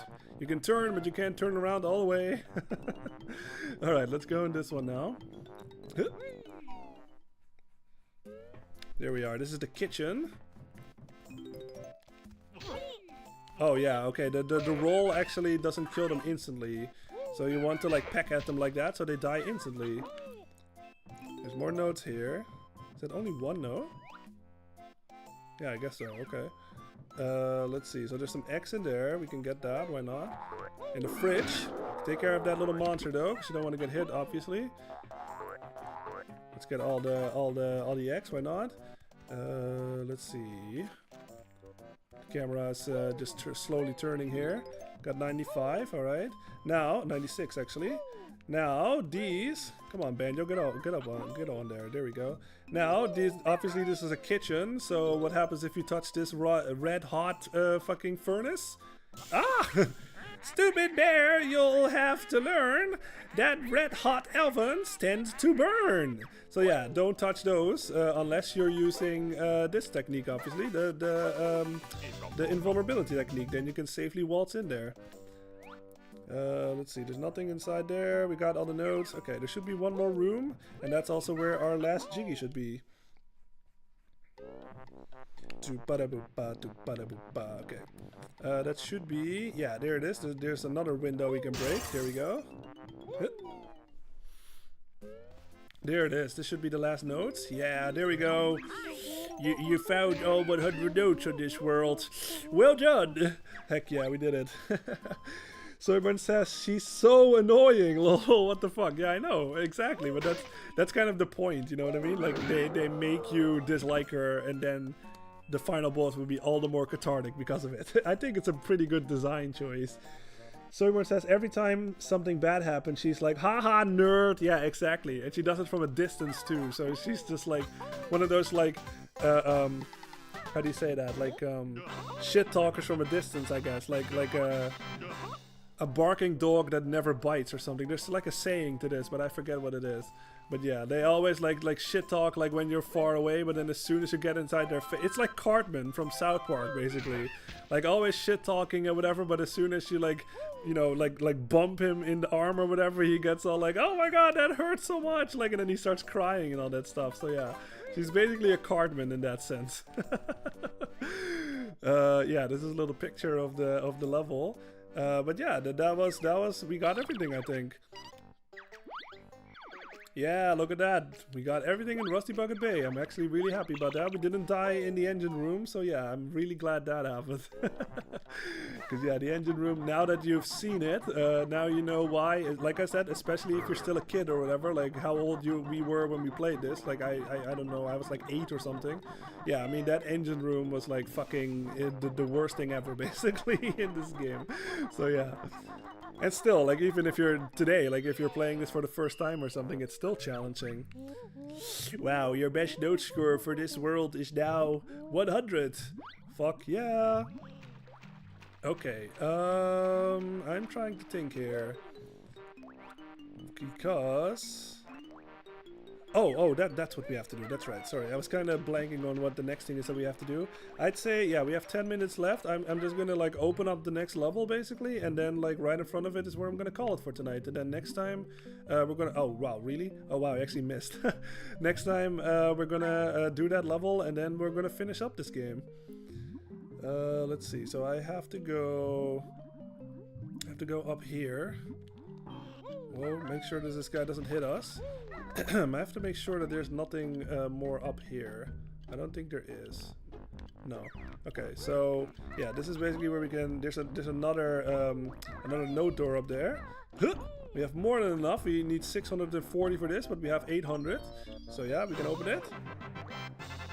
Yaha, yaha, heck yeah. Oh yeah, I see a thing over there. I saw something. Okay, yeah, okay. We've been over there before, so we don't need to do that. Okay, let's go in here. Oh yeah, this thing. This is the whiplash thing or whatever they're called, tentacle things. What I like to do is just you don't need to do this, but you can also just do this. Just walk past them like this. But what I like to do is because it's satisfying to do is just use your invulnerability feathers, the gold feathers, and just fuck everything up basically. Get fucked. Get fucked. Heck yeah. Just like that. There we go. Get fucked. that is an easier way to do it, I guess. Now this guy, we've seen him before. This is another color swap. He basically does the same thing. He just takes more hits this time. He just takes 2 hits. We've seen this bull before in Mumba's Mountain. As soon as he sees you, he tries to charge at you. Just hit him basically, just keep him at bay. You can't kill him actually, like you can only stun him like this. But yeah, he's just make sure that he doesn't ram into you, because obviously that hurts. Get fucked. Now this is this is going to be the last level in the game already. This is I'm not going to say it quite yet, but this is where the next level is going to be. But obviously we need to find the portal to open the level. But first we're getting some more facts, it seems. Gruesome Gruntilda's favorite pastime is bursting boils. Bursting boils, alright. This poor guy called Dirty Birdie was her first and only boyfriend. Okay, Dirty Birdie. When she was younger, Grunty used to have a baby dragon as a pet.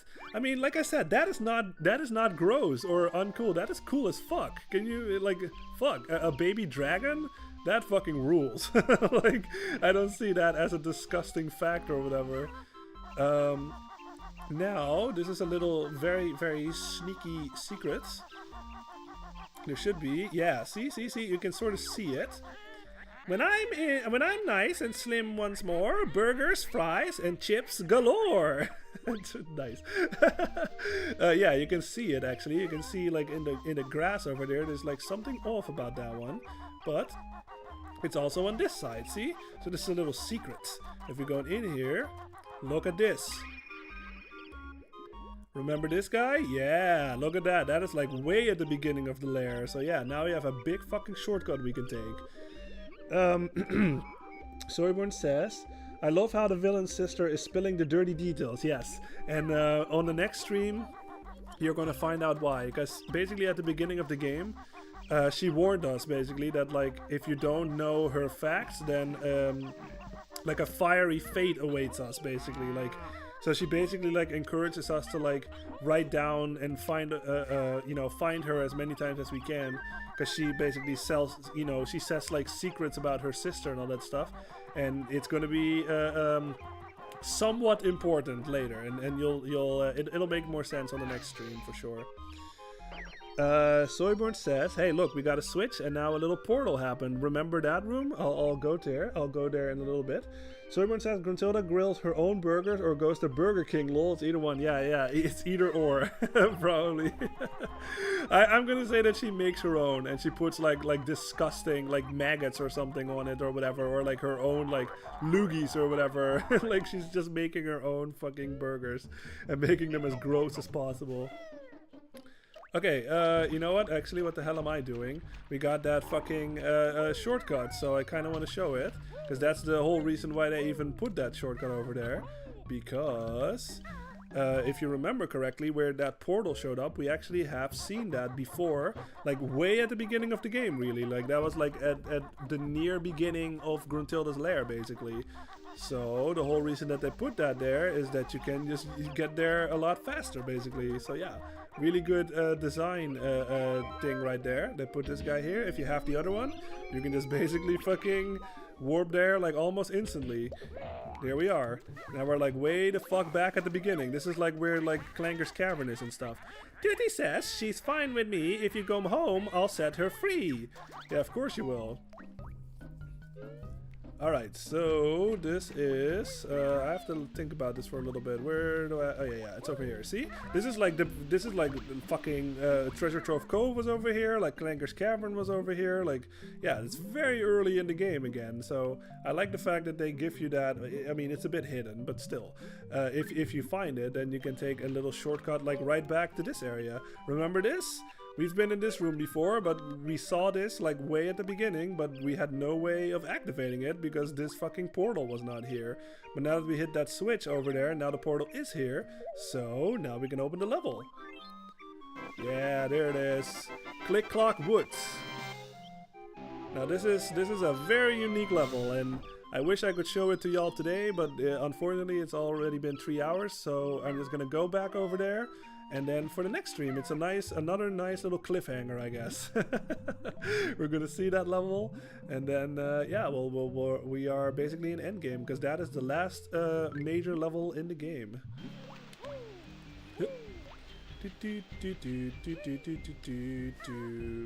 All right, let's just make our way back, I guess. Just the walk over there.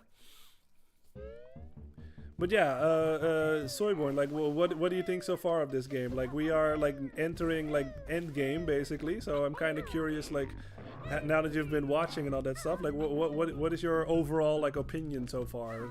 Like, I know you said that you like it so far, so that makes me happy. But now that you've seen more of it, like, is this something like you would play at some point? Like, would you be interested to play this yourself? Like, now that you're seeing this and stuff. Soyborn says, nice, yeah.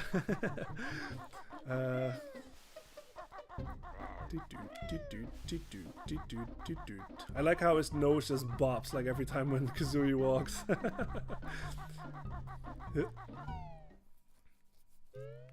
Alright, we're back here.